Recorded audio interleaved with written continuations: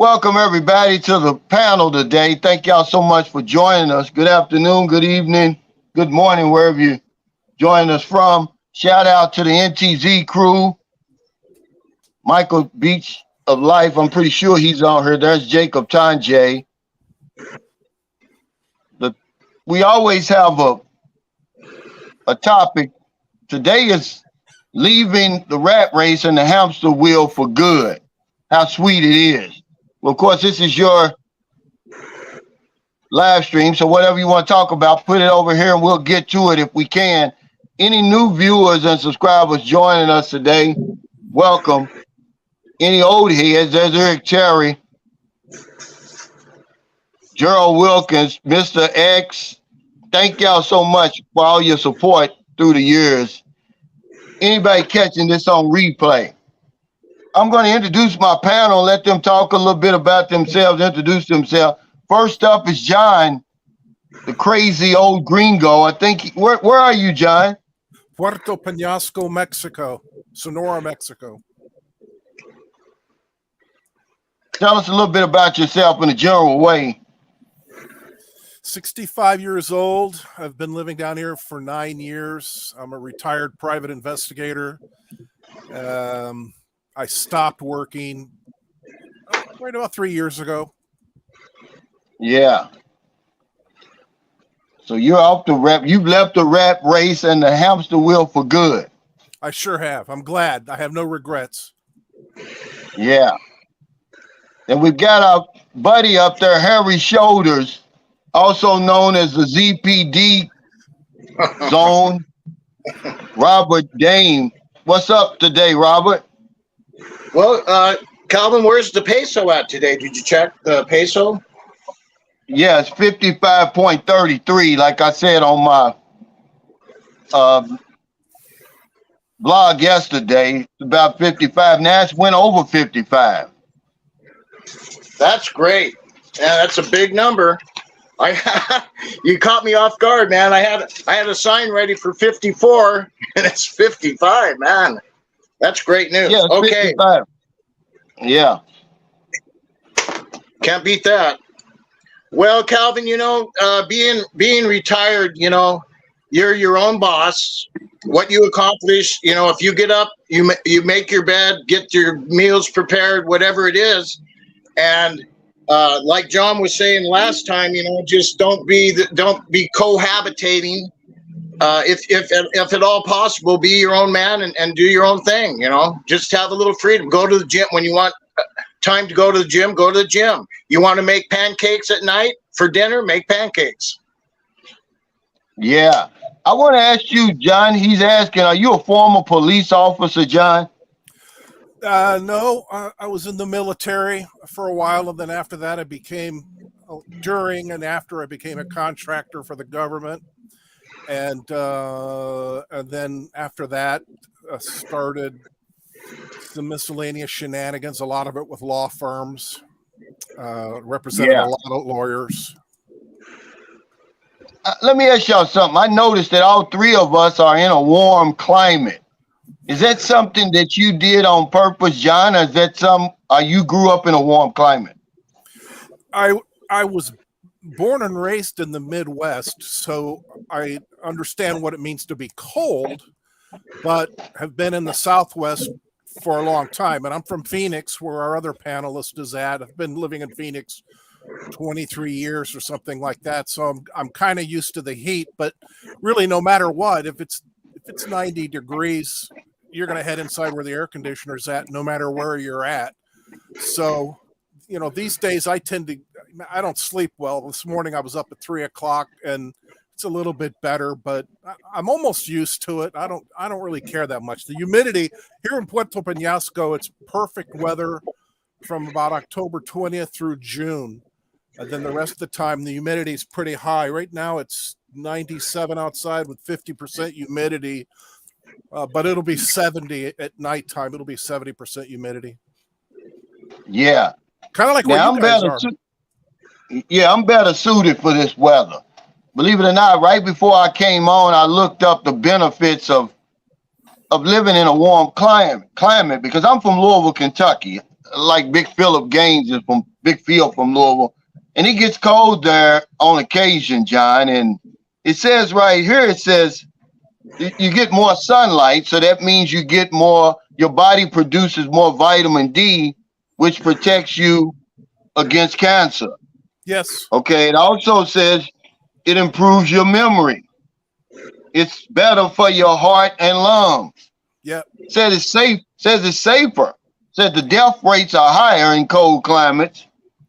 And then I'm going to add something to that. I'm going to say more people are outside, so it improves my social life. Yes. It improves my mood. Yes. So yeah, as I get older,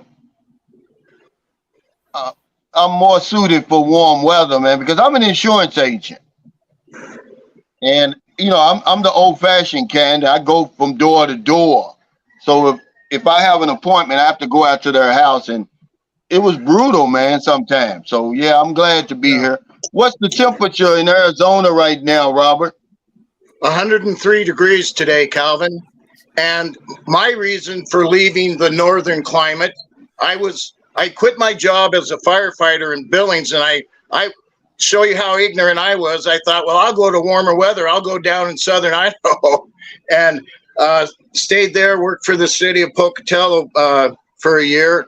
But it was the coldest winter since 1936. And I thought, this isn't going to work. So off to Phoenix I went, because they had a few openings in the fire department. Some people were messing around. But what you need to know about the weather is a seasonal affective disorder. You can actually be depressed.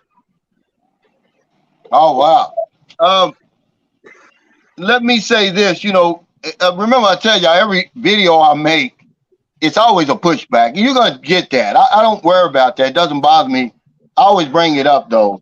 I was talking about good living over here yesterday on that perfect storm. And when you start talking about how good life is, the negativity comes out. Remember, bugs are attracted to light. When you're living your best life, which I am, people are gunning for you, man. Misery loves company. See, I got caught up in that perfect storm yesterday, guys. If you look at my audio vlog today, she loved him to death. And that footage I got from Palatine Beach, man, and Marilyn was glowing on that damn video, man. I mean, she really was. And I got caught up in the moment. I was in that perfect storm. But how can you push back on a video like that has good news, man? Like, this is what being retired is all about for me. I'm free, man. Free at last. I'm not bogged down by work schedules and responsibilities and all of that. I have more control of my life. And that's a good thing, man. Well, then you're not feeling that seasonal affective disorder. You're sunshine shoulders. That's right. But I was just kind of, some guy got on here talking about he's been married to a Filipino for 41 years and they own businesses and everything over here. And I don't know what I'm talking about. And I'm like, well, wow, man, you must be miserable over there, wherever you are. He was being rude, man. He said he called you a dog. He said you were barking up the wrong tree. He called you a dog, man. Hey, David, he said, I'm going to Siquijor this weekend for the first time.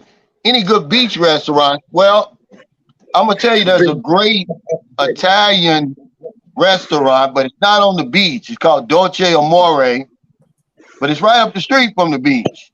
You're never too far from the beach in Siquijor. That's where you want to try, man. I'm going to tell you that. Of course, there's good. You've got the Republic. They've got decent food. You've got the Thai restaurant. Most of the good restaurants are here in San Juan, in the San Juan area.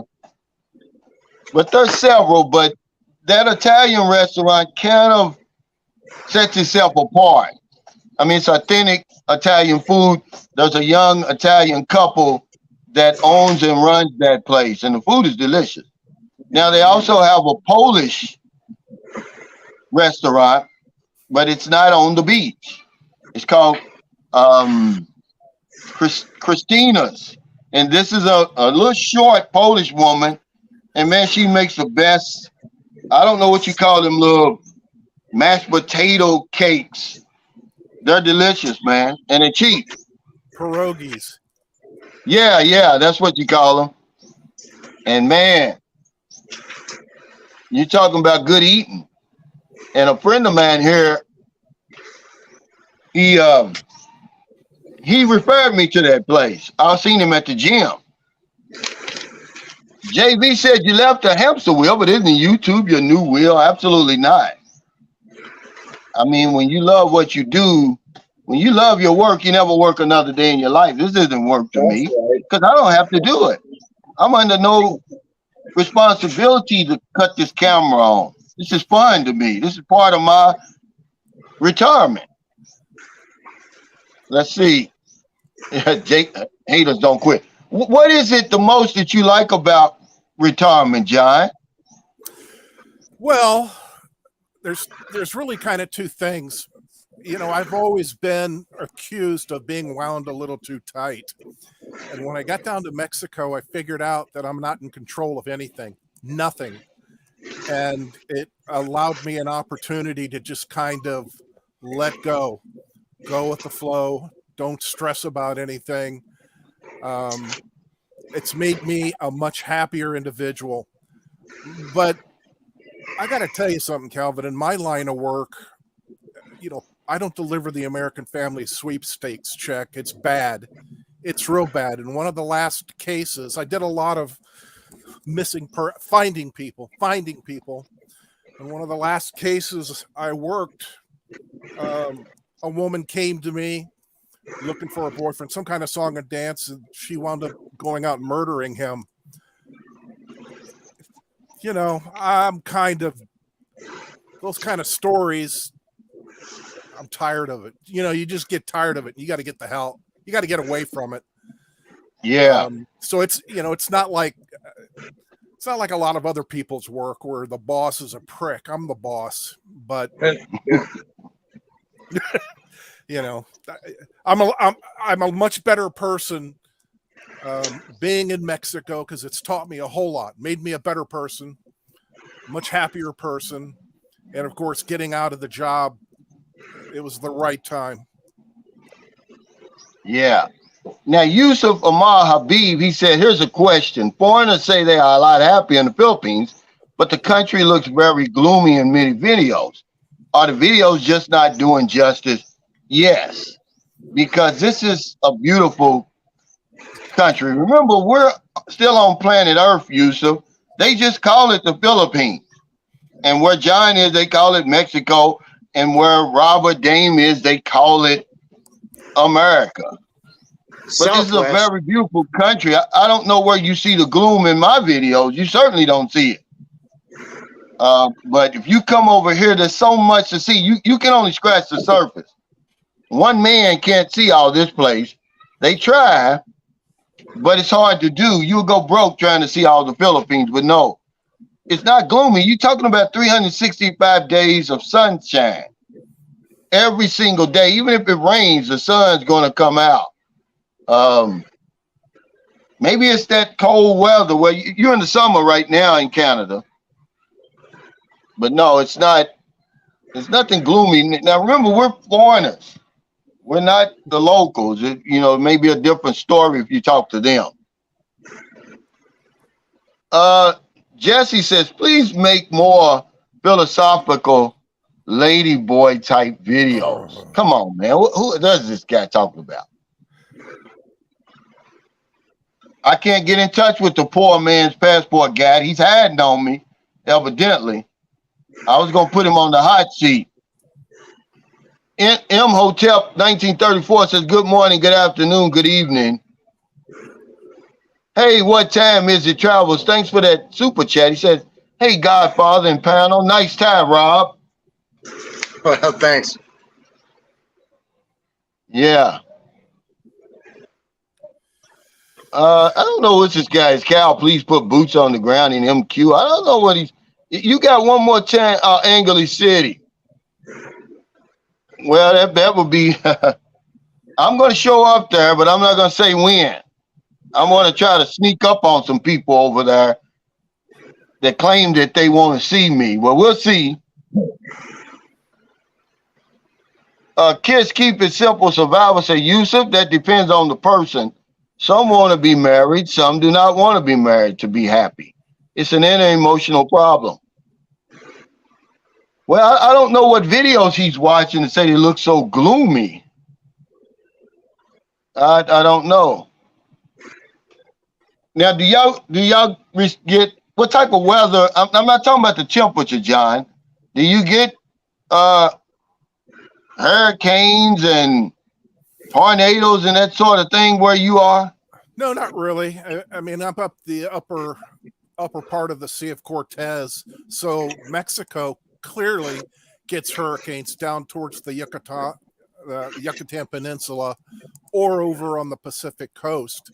We're in the Altar Desert and Phoenix, and we too will get a monsoon season, which is right now.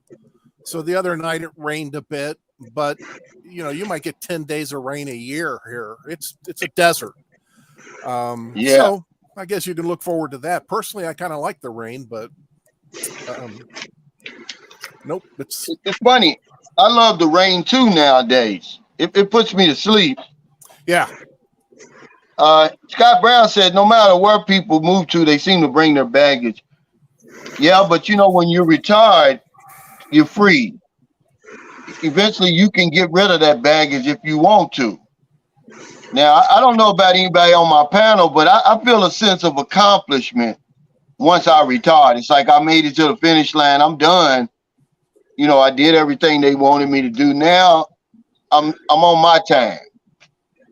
I just feel a sense of accomplishment, man. I don't have to punch that clock and do all the stuff that I used to do. And yeah, we all have baggage. Who doesn't have baggage? Tell me somebody that doesn't have baggage. If you live long enough, you're going to have baggage. That's just the bottom line. What kind of baggage you got over there, Robert? You got any baggage? I got 14 boxes of Beanie Babies. Yeah. Yeah, that's some baggage right there. King B Stacker, where is my buddy? He's here. Now he's got him a nice looking woman over here. I like to hear him give his take on how the Philippines has been for him his first time around. He seems to be having a good time. He's I mean, really, I'm his Facebook friend too, and he's really posting some romantic stuff, man. It's getting sugary, King B Stacker. He said, I love the rain too. He said, I named my third daughter Kylie Rain. Well, I named my daughter Summer Rain. Booby, that's Booby's name. And I got it from being over here in the Philippines. But how's your experience been over here so far, King B Stacker? He came to the meet and greet, brought his girlfriend, and he looked happy, man. Yeah, sugary. Yeah, they holding hands, and he's talking about love, and there's nothing wrong with it. That's what happens to you, some of us over here. Eric Brown said, not many can afford to retire with the same lifestyles as they did in the United States than in the Philippines. Well, a lot of times, man, that's baggage over there. All that car note, insurance. A lot of times, man, we get rid of that baggage. We're like, man, I don't need all this stuff. Now that I'm retired, I don't have 100th of the stuff I used to have, John. Yep. I don't need it. At one time, I had 3 cars, man. I had 2 cars and a van. Like, really, man, what do I need all this stuff for? You don't. Yeah. It's crazy. But that's the whole, American dream. It's really a nightmare, but you smiling really and you're crying on the inside because all your paychecks gone paying for all that stuff. You're trying to keep up with the Joneses and everything. I don't know, man. I couldn't save any money over there. I was always buying stuff. I'm glad I got out of that mindset. I'm a minimalist now. Robert Camp says, great to see you back in Sikihor. Hope we can meet up. Sikihor is a great place to be. Just understand, people, it's different here, so be ready. Yeah, that's how it is in the Philippines. You have to understand that nothing's going to make sense to you over here. It never will, and it's not supposed to, because you're in the Philippines. You're not in France or wherever you're from. And it's just so different. Me and Merlin, we were at the gym yesterday, and you know, one of them instructors over there, I'm in Sikihor now. You know, he walked up to Merlin and asked her, I was upstairs, I didn't hear him. Asked her, was she using injections in her butt, right? Now, you know, that's sexual harassment in America. That'll get you slapped down. You can't do that stuff over there. But remember, we're over in the Philippines. I guess you can do it. That's kind of up to you, Cal, isn't it? Isn't that something? Well, you know, I was upstairs. I didn't know. She didn't tell me till later. But I'm just saying, it's a difference. You know, like he said, you have to understand people. She didn't seem to be offended, but I was. I'm like, well, why are you telling me now? Why didn't you tell me then? Because that's not something that you do. Here's what I noticed, guys, around here. I've never said this on camera, but I'm going to say it for the first time. When you're a foreigner over here and you've got a Filipino woman, right?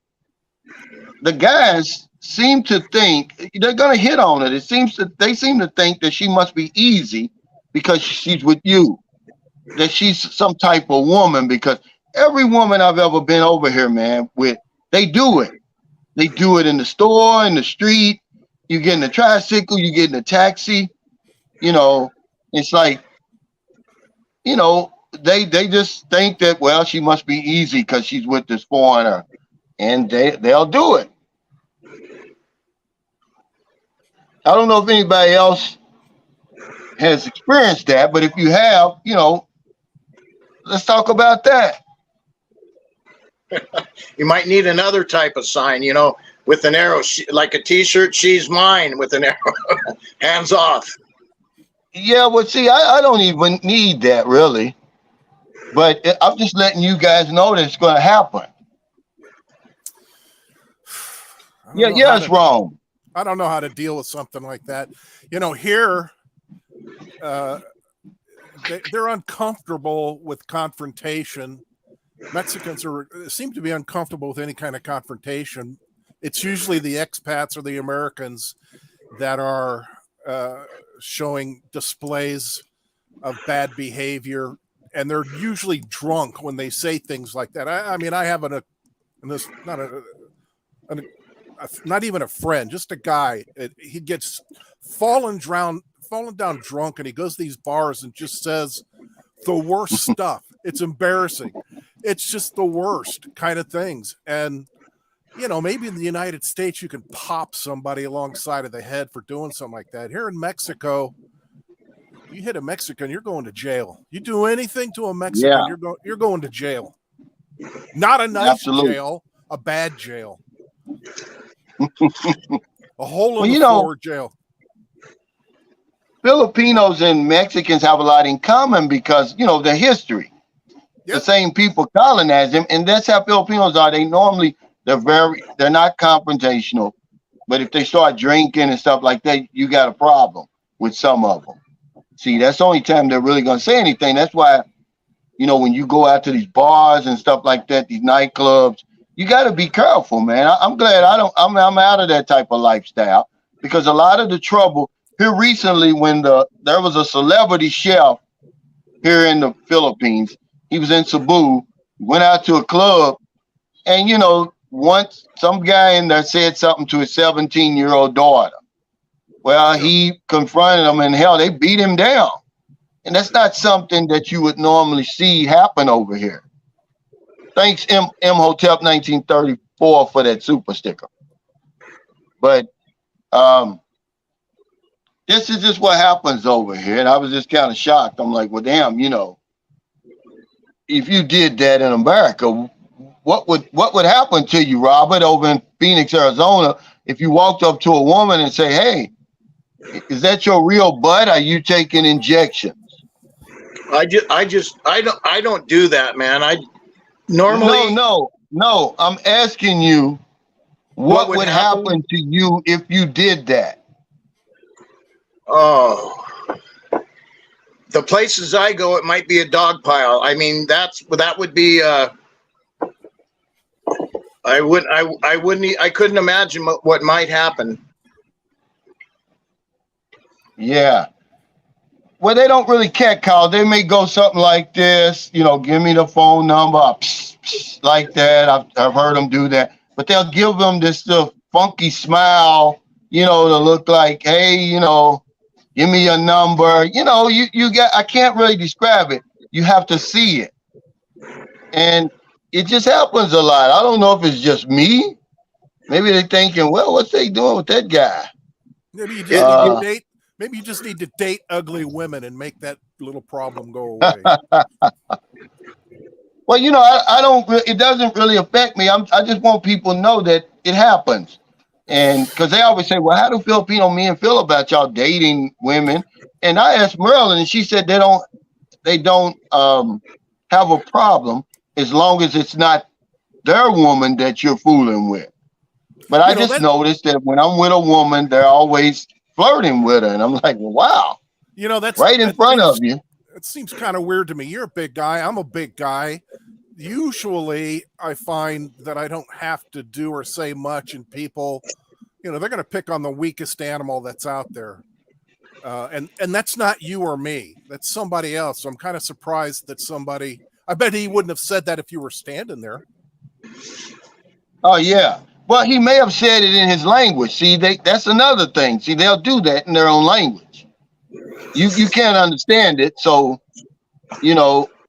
I'm pretty sure they do that.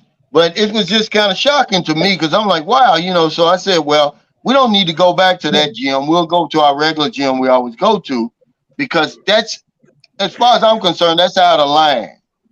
See, that would get me in trouble, and I'm not over here to get in trouble. I think we need to come up.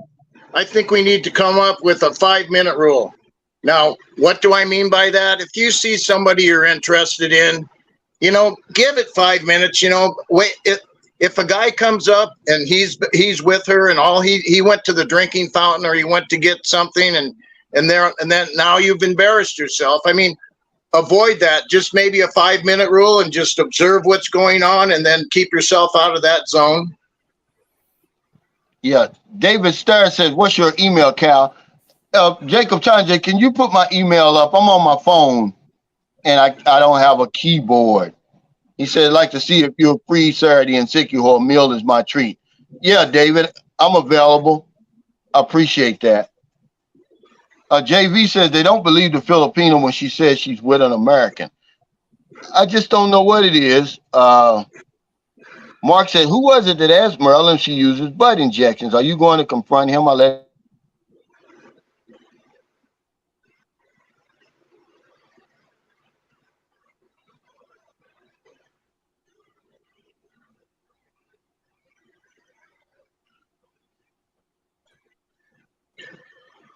Do we lose you, Cal? Maybe he wasn't harassing her. But I'm not going to confront him about that, man. You got to let stuff like that slide over here. Now, if he walked up to her and grabbed her butt or pinched her butt or something like that, that's a different story.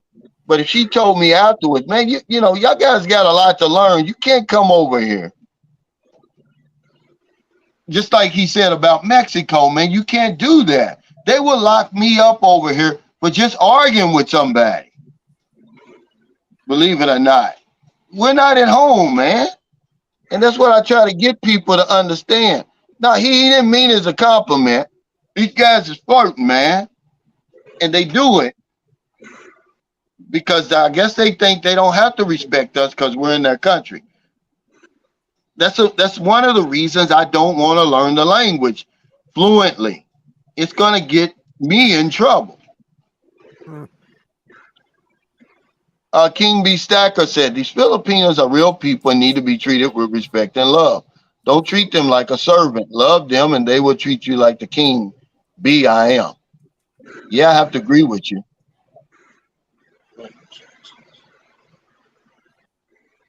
Yeah, they beat that guy up pretty bad.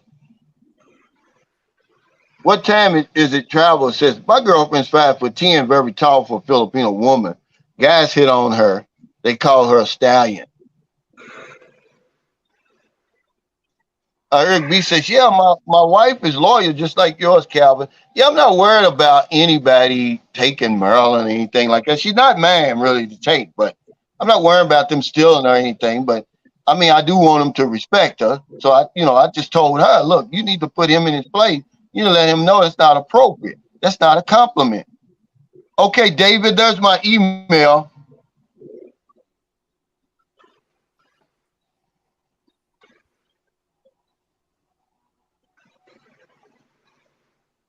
Okay, let's see. Kamal says, ask her if she's with anyone, then proceed. Yeah, we froze for a little while, but we're going pretty good right now.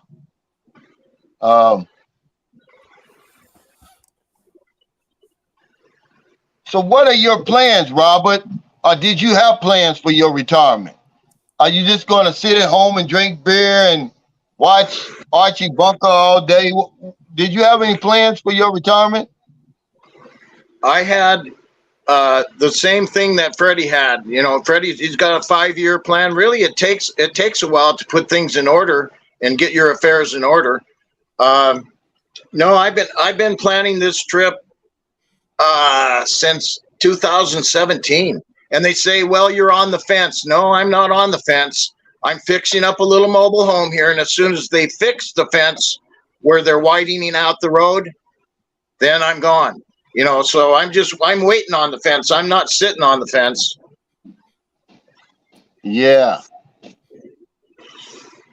So you had some dental work done lately. How's it coming along? Are you still under doctor's care, Robert, or what?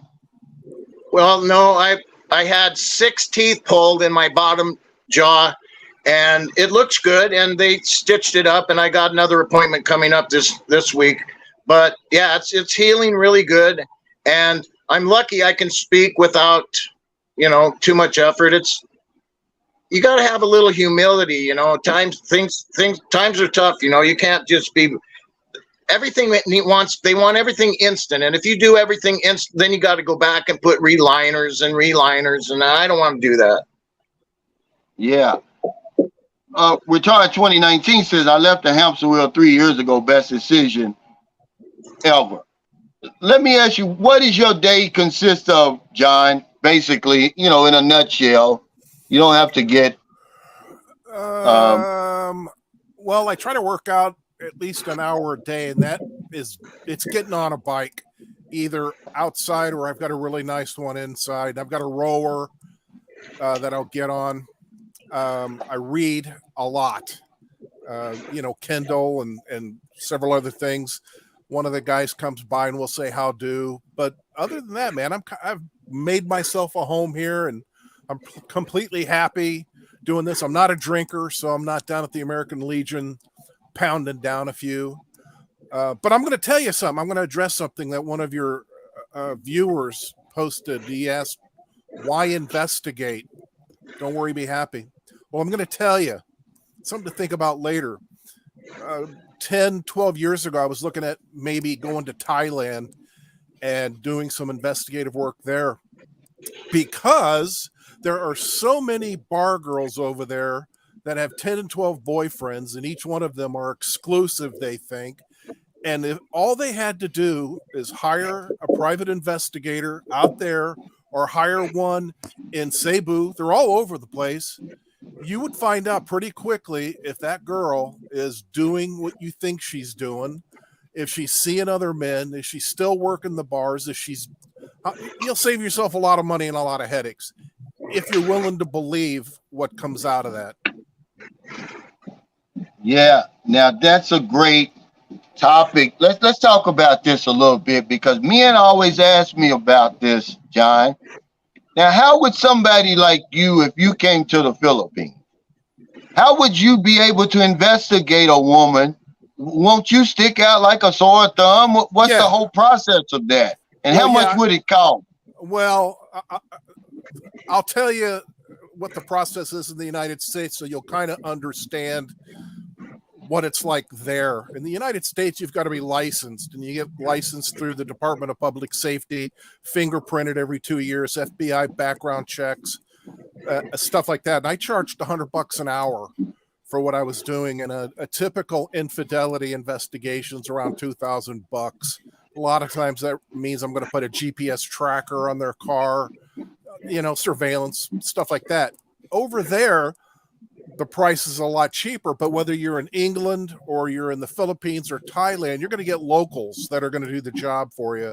And they have different licensing laws there. And the guy in Bangkok I was talking to, he was a British expat that had been working as a PI over there, told me pretty clearly that you can't come here and work without a work permit, just like anything else. And if you do, there are going to be some jealous people that think you're dipping into their rice bowl, and they're going to rat you out and they're going to get you in trouble for doing that. So the PI will have licensing laws or not, and they'll have retired cops that are doing the job, that specialize in infidelity investigations. They know exactly what they're doing. And as a sophisticated consumer, you just have to make sure that PI is not lying to you and that he's giving you good intelligence. Like, here, my guess is it would cost no more than $500 than somebody for a PI to get out there, boots on the ground, and see what's going on. That's my guess. Yeah. Because you're hiring a local. Yeah, maybe a little bit cheaper if you hire a local. And then, of course, now you gotta. How do you vet him? And then, Well, a lot of us belong to professional associations, and of course, there's reviews. But at the end of the day, I made sure that every client, every case that I worked, man, I had photos and receipts and photos and videos and photos and videos. And I uploaded that a lot of times real time so the client can absolutely see what I'm doing out there. And the same would be true for some guy in Phoenix that's got a bar girl or a regular girl that's shining him on. And he just needs to say, hey, listen, man, I need whatever you're doing. I need to see everything that you're doing. And, you make them accountable for what's going on. And I don't remember the Philippines associations or the legal requirements for being a PI, but typically they're retired cops that are out there trying to make a buck. I know that over here, usually the family or friends, hell, they're the cheapest PIs you can get. Yes, because they're gonna rat them out. Trust me, man. It's a lot of jealousy going on sometimes, and they're gonna tell them, hey, if they got a boyfriend. One of the very first foreigner I ever met in the Philippines, he was dating he's been married now for about 16 or 17 years, something like that. But he was dating his wife's first cousin. His wife told him, hey, she's got a boyfriend. All that money you're sending over here, she's giving it to him, right? So she jumped in there and took her first cousin's place. The guy's wealthy. He's got a lot of money, big spread out in Colorado, and a big, beautiful spread here in Davao. So yeah, they'll rat him out for you. Well, I find that some of the biggest problems is that even when you present people with the truth, they'll come right back for more. I had a woman in South Carolina. She was very successful, about 65, who had gotten involved in a long-term relationship with a guy in Tucson, Phoenix, and he preyed upon old gals to pay his way. He rented a room. He rented a room, had some old gal buy a car for him. And this lady hired me, and I followed him out one night while he was hitting all the bars trying to pick up gals, and I gave it all to her, and I got a call from her 2 weeks later saying, John, I need to see if he's still cheating on me. Well, you know what? Come on, man. Beauty fades, dumb as forever. Yeah.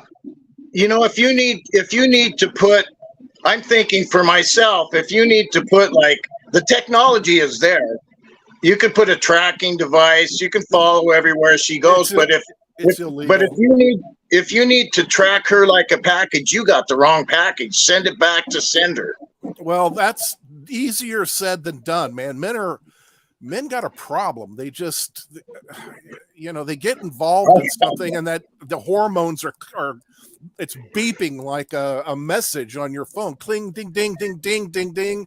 She says the right things. He's lonely. And then after it's said and done, and they get the divorce, and he's mailing her flowers at Valentine's, and finally, someone older, wiser, maybe your father has to say, "Hey, man, you're divorced now. That could be considered stalking." Well, listen. After all of this, I have a motto in my life, and it's called, I can't care more about your stuff than you do. And if you don't respect yourself, you don't love yourself, if you're going to keep doing dumb things in spite of conventional wisdom, I got better things to do. I'm moving on. Wow. Now, see, this is why we get along so well, because you think the same way I think. When I'm over here on my soapbox and I'm trying to talk to guys, you can't help them. Some guys you just can't help. That, like they said, that hormones in our bodies going off. She says the right thing, puts on the right outfit, does the right thing, and they don't forget everything you said. I mean, guys over here, they continue to do the same thing. If one woman runs off with your money, why in the world would you turn around and give another woman the same amount of money and think that she's not going to run off? I mean, okay. It just doesn't. I don't get it. This is why John says, but these guys are smart in their home country.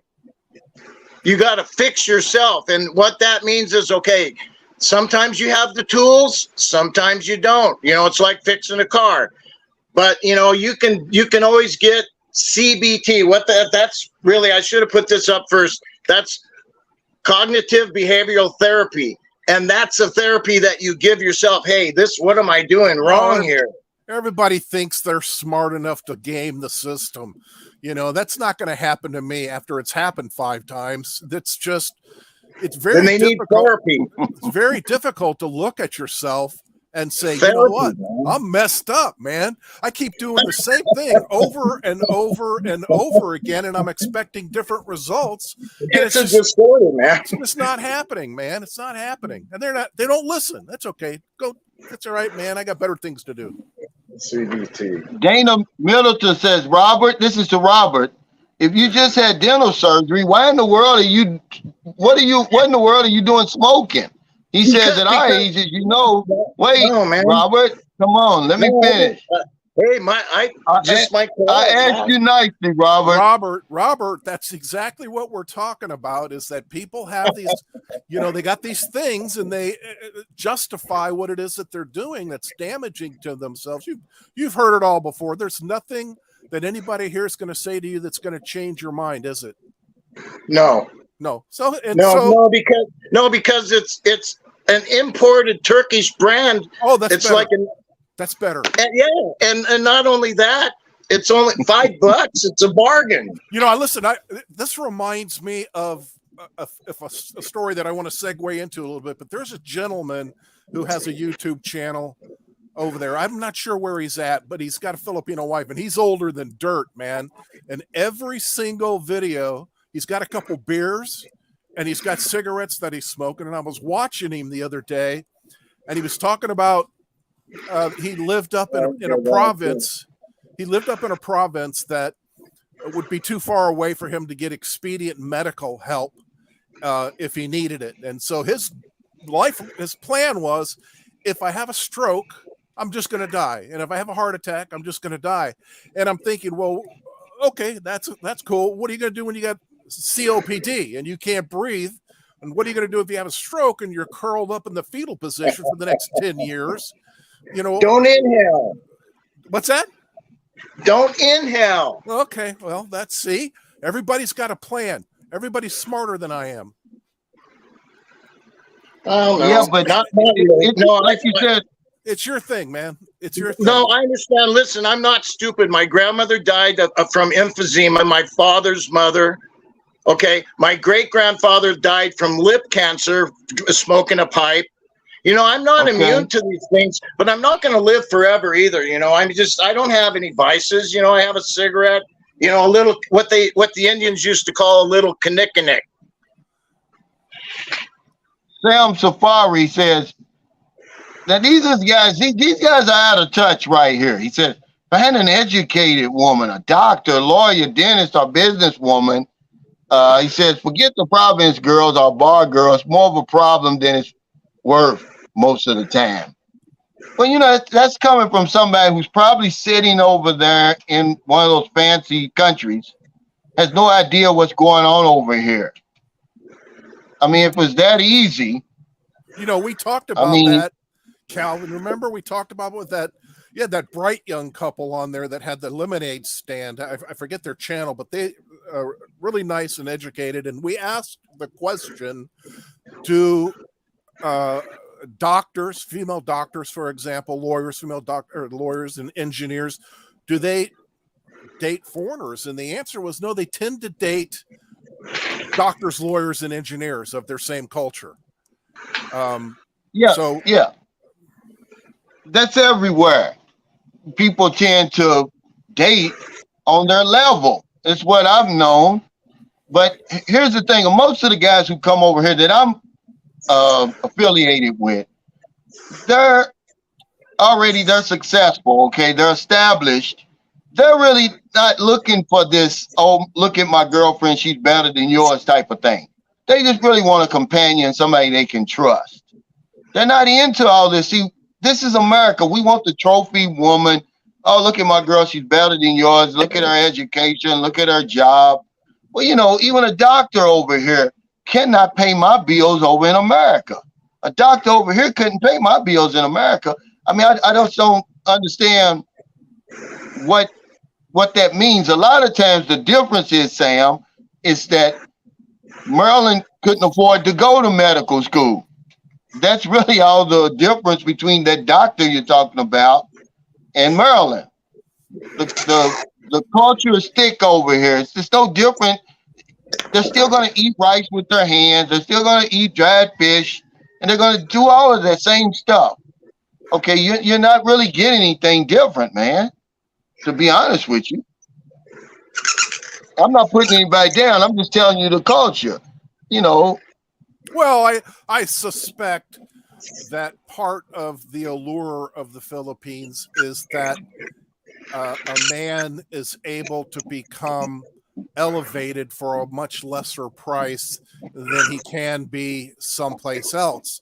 The minute you start dating someone in the same socioeconomic level that you're in, the price goes way up. Somebody that lives in the province or somebody who's been poor appreciates the idea that they're with somebody that can give them a little extra, but somebody in the professional end of things expects that level of heightened economy. Personally, I'm not, I'm really not keen on living a lifestyle where those professional people are still in the rat race and they're still trying to accumulate things, and they're still, they got a plan that's going to be going for 30 years. They're just getting started. That's not me. I want something that's a little bit, I don't care that they're going to we're not going to play chess together. We're not going to have long conversations about Robert Oppenheimer. None of that's going to take place. It's just not going to happen. Well, look at, for instance, we've heard a little bit about Tom Brady lately. I don't follow sports really, but I heard someone say that if he couldn't make it with, what chance do we have? Well, but the thing is, it's not like he's some Einstein or somebody. He's a football player, really, that we put way up in the stratosphere over there in America because sports is a religion. He's on to You know, something bigger and better. He didn't go, he didn't go down. He's moved sideways. yeah. He's doing all right. I'm just saying. I I bet would. you I know more about insurance than he does. I just But wish Giselle would quit calling me. I'm busy, man. She needs to stop calling me. Sperling Edwards, thanks for that super chat. He says, I'm glad I left the rat race. I found a beautiful sweetheart here in Elo. And I think that's what it's all about. Everybody, has their own definition of paradise, of happiness. And I don't think that there's a blueprint for that, because what we always try to tell guys is what to do, how to do it, instead of just letting people be who they are. I don't think there's anything wrong with that. I mean, I don't want for my life what you want for your life, so I think this is the problem I always get pushback from. People seem to think that I'm trying to tell them something. I'm just telling you the life that I'm living, really. I'm not trying to tell you to do anything.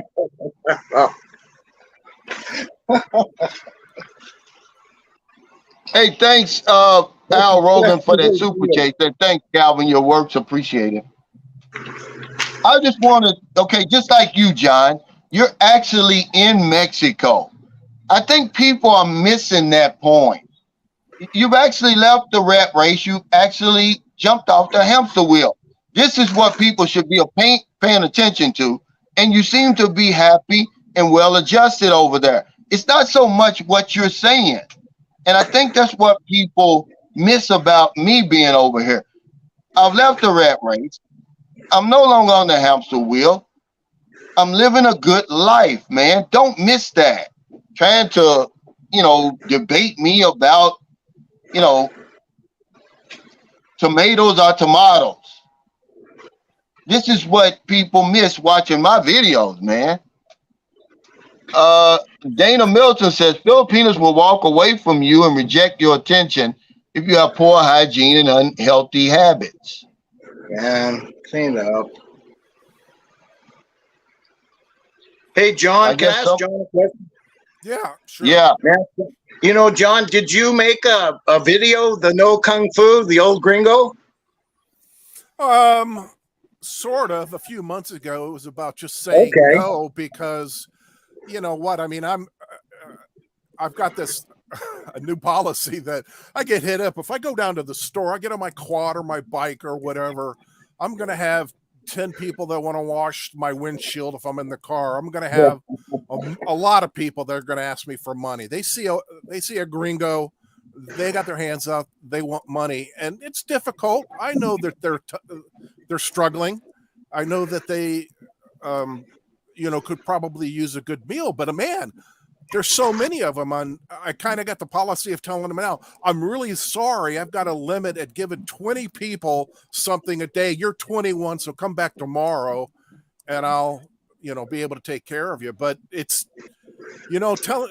coming up with no, you've got women that the same game there is here, and we've talked about it. My kids' schooling is up. My parents are sick. I need a new phone to talk to you. You just got to say no. And Americans are really pretty nice people, and we're generous people. And it's difficult for us to say no to somebody that's impoverished or needs help. It's difficult. So you really got to be able to, and that goes into. Well, that's another thing, man. I talked about it in another video where, the social medias, the Amazons and all of the internet stuff, they hire social scientists to study the brain and how it reacts to certain stimulus. And the same is true for any of the dating sites, OkCupid, all of them. They've got it programmed down to where you put that Amazon app on there and you're going to get noticed, and and your brain is clicking, oh, I got to have that. I got to have that. And after you have it, you're not all that happy. So you got to go on to the next thing. And I might want to mention something real quick. As far as John and I was leaving Mexico when John was coming in. To be exact, like I was living in Mexico from like 2003 until 2011. I moved back to the United States. So I was there like about the same time, the same amount of years as you have been, John. But I was there before you, and then you came in like what, 2009? I bought my place in about 2009. No, about 2014. But I've been in Mexico working for a number of years. I mean, my clients would send me to Cabo San Lucas, all over the place, never to investigate Mexicans, but, people that are committing fraud and trying to transfer money offshore, try to invest in things and hide them. And so they'd send me down to, figure that stuff up. So I'm kind of the only crazy one that would go into Mexico because they have these stereotypes that, oh, it's so dangerous. The cartel's going to kill you. Well, sure they will. Yeah, they'll do it if you get in their business. And I make it a real habit not to do that. Anyway, I was leaving when you were coming in, and yeah. And actually, I started what going is this down. guy talking about? I'm not sure why you wouldn't be here now. I know you want to go to the Philippines, but the standard of living here is pretty good. You're an hour from the border. You've spent your lifetime building up your Social Security and your Medicaid, and in my case, military disability with the VA hospital. I mean, it's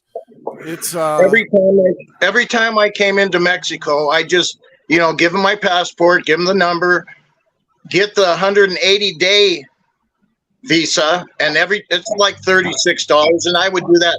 But anyway, I did that every time. The first time in 1980, well, that doesn't really work like that on the border towns. If you fly in, you're going to have to show your passport and get it stamped and get a visa. Right. But when you drive across the border, nobody's going to stop you from doing a damn thing. Immigration's not going to stop you. You can stay down here forever without a visa. Forever. It is like a free zone, they call that, but it's really, I always picked up my visa. Every trip I picked up my visa, and I was never, no, let me finish. I was never asked for it, ever. Yeah, you won't be. But one time when I came in at 21, where they have the revisions, and the guy was training a girl. Did we lose Robert? No, I'm still here, but he was training a girl. Well, I'm back. And they asked me for my visa. Yeah. So, and I had it on me, but it's just some weird incident like that could happen, where somebody's training someone and ask him for his visa, and they did. But they can take your vehicle, John, if you don't have your a visa. Well, here's what you're kind of misunderstanding. A free zone in Mexico is where you're allowed to drive your vehicle without getting plates, Mexican plates, and paying for the placa, which is the permit that allows you to drive in Mexico. The free zone is most of Sonora, all of Baja, so they don't care about what you're driving or how you're doing it. Well, you have a limit. There's a limit of 3 vehicles. I had 2 convertibles and a van in Mexico down in Guaymas at one time. Now that's the limit. You bring one out, you can bring one in. Yeah, my experience is nobody gives a rat's ass about any of that. God, I see, during the times of Vicente Fox, they had sandbags setting up on the road. I mean, I just learned to be cautious. Yeah. Laura says that you look nice in that shirt and tie, Robert. Woohoo! You know what? What I learned? If anybody remembers anything from this live, remember this. You need to look successful to be successful. I learned that early. Well, I was taught that by a Cuban. He came in and looked around the store. He said, if you want to be successful, you need to look successful. And that's the same thing we had an earlier comment. cut your nails, trim your hair, take a bath. Yeah. What about smoking? Does that? Well, What do you do about that? That's just going to give me more time. That's like a smoke screen, isn't it? Henry It's Hill like said, rain. Calvin, what business do you run in the Philippines? I don't run a business here. I mean, what kind of question is that? Are you asking me what type of business? Okay. He says, what is your advice for experts thinking of starting a business here? Well, you better be able to do something that Filipinos can't do, and then be able to do it cheaper than what they can do it for. It's hard, man. You got to be, you got to use your imagination over here. But I would target the tourist dollar. I would stay behind the scenes. I wouldn't compete with the locals. I would do Airbnb. I would do subleasing, that sort of thing. But I would be way off the front line. They wouldn't know that I'm even involved in business. And then make sure you got the right business visa and everything like that. But I'm against it, really. Unless you can do something and sell something and offer something that Filipinos can't offer, don't do it. But there's guys that come over here and make big money in real estate, opening bars and stuff like that. But most of us don't come over here to work.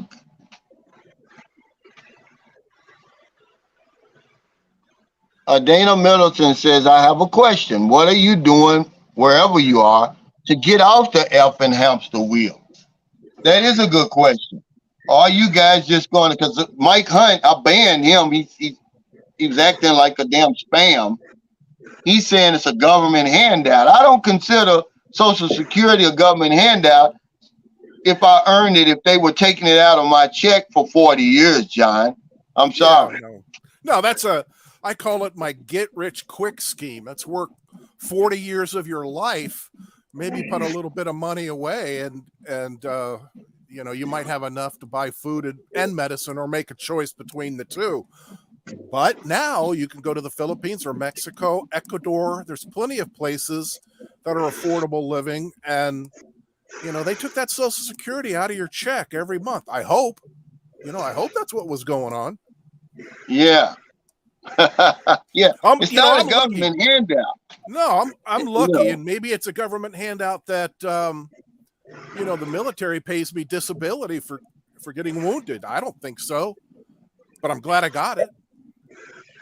Yeah, certainly not a handout, though. I think you earned that, John. I think The so. poor man passport guy, thanks for that super chat. He said, hey, Sunshine Shoulders, your work ethic is prolific and inspiring. Good work, sir. Hey, thank you, man. Come on, let me do that interview, man. I'm going to be angry with you if you let somebody else interview you first. Henry Hill wants to start a brothel. Uh-oh. No, today. Henry Hill wants to start a brothel, I've lost your email. And I want to be the first. I want to be the first patron.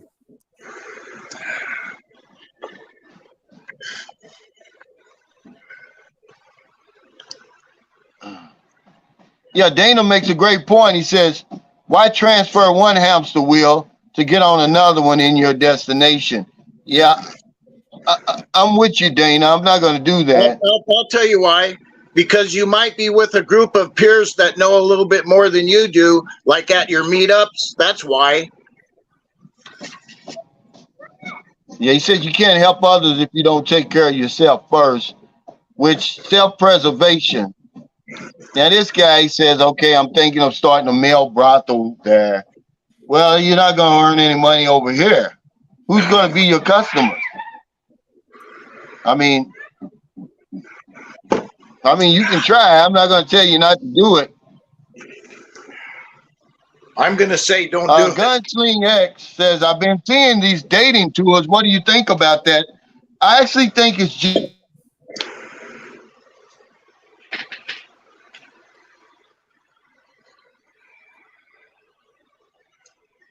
Yeah, I guess, John, can you hear me? Yes. Oh, I was until Calvin comes back on. Yeah, I had like what you call a FM trace, which was really an immigrant visa. I was married to a girl. Yeah. King Arthur, I'm 65 years old. I know I don't look a day over 64. You look 40, man. Yeah. But let's get back to this guy's question about these dating tours. I'm not an advocate of them, but I think the guys are genius who can come up with that because they've got a steady stream of clients. But to me, it's all it is just taking the dating site live. That's all it is. It's the same women that you're going to be in, and it's much more expensive. So I don't know. I'm not the type of guy. I don't want to be at a table with 15 other women, and they, because they stare at you here anyway. When I started making my plans in 1993 to go to the Philippines, I was ordering VHS cassette tapes. Remember the large cassette tapes? Okay. They were like $75 a piece, maybe, or no, I got that turned around. Maybe 75 girls on each tape. I think they might be $150. And I would order those and look at the Filipinas, and it was snail mail. You pick one out, give the guy $15 for his service. He was videotaping girls, and they put their number up, pick a number, get the phone number, and then, Yeah, but they flipped the script, Robert. Now it's us that they're promoting and marketing now to the women. And we're paying for it too. They're pimping us. Then you have to buy the expensive ticket to get over here. You got to pay for the hotel, Airbnb accommodation. You got to spend a ton of money before you ever see a woman over here. I think this is I tell you what, you're talking about a game that's being played. I tell you what, it's really, really lucrative. I'm thinking, because I'm going to tell you, John, Mexico was my first choice until they started all that, them cartels started going crazy and, the media got in my head. Yep, sure. See? Well, I was coming. Well, when I first went down to Mexico in 1981, I went to Rocky Point. We came in from Phoenix. We wanted to get some shrimp, and get the T-shirt, maybe a piece of ironwood. But anyway, the peso back then was 13 pesos to the dollar, as I remember. Yeah. Now, what is the peso right now in Mexico? Is it 17.3 maybe? I don't 17.3? Yeah, I don't care. Most of my bills are U.S. bills, so I'm paying U.S. dollars. The only cash I pay here is $10 a month for a cell phone, groceries, or if you're going to eat out or whatever. So, it's not that big a deal for me. I'm going to tell you something about reality. My buddy Jose, who's lived here forever, we're talking about things. He knows everybody, and I mean, the cartels, knows them all. And his favorite saying is, I've got killers too. And it's true. Not for a whole lot of money. Someone could get themselves whacked and wind up over in the desert burial ground out here. Mostly it's Mexican kids that wind up, they're selling drugs for one gang, and then they don't pay them. They'll let them get by with that, but if they start selling drugs for another gang, that's the end of them. And I'm telling you, it ain't pretty. Someday, you and I alone, I'll tell you a story about what I've seen. A kid get picked up, young man, because he stole my quad, and three Mexicans came by, picked him up, put him in a car, and I've never seen him again. It is a world you got to learn how to navigate. And I've been navigating stuff like this for ever. It's part of the appeal for me. It gets your heart pumping, doesn't it? But when you go across the border, well, no. See, that's the problem. If you don't have that, that's when I quit going down there, when I didn't get that rush. And I'll tell you what I did, John.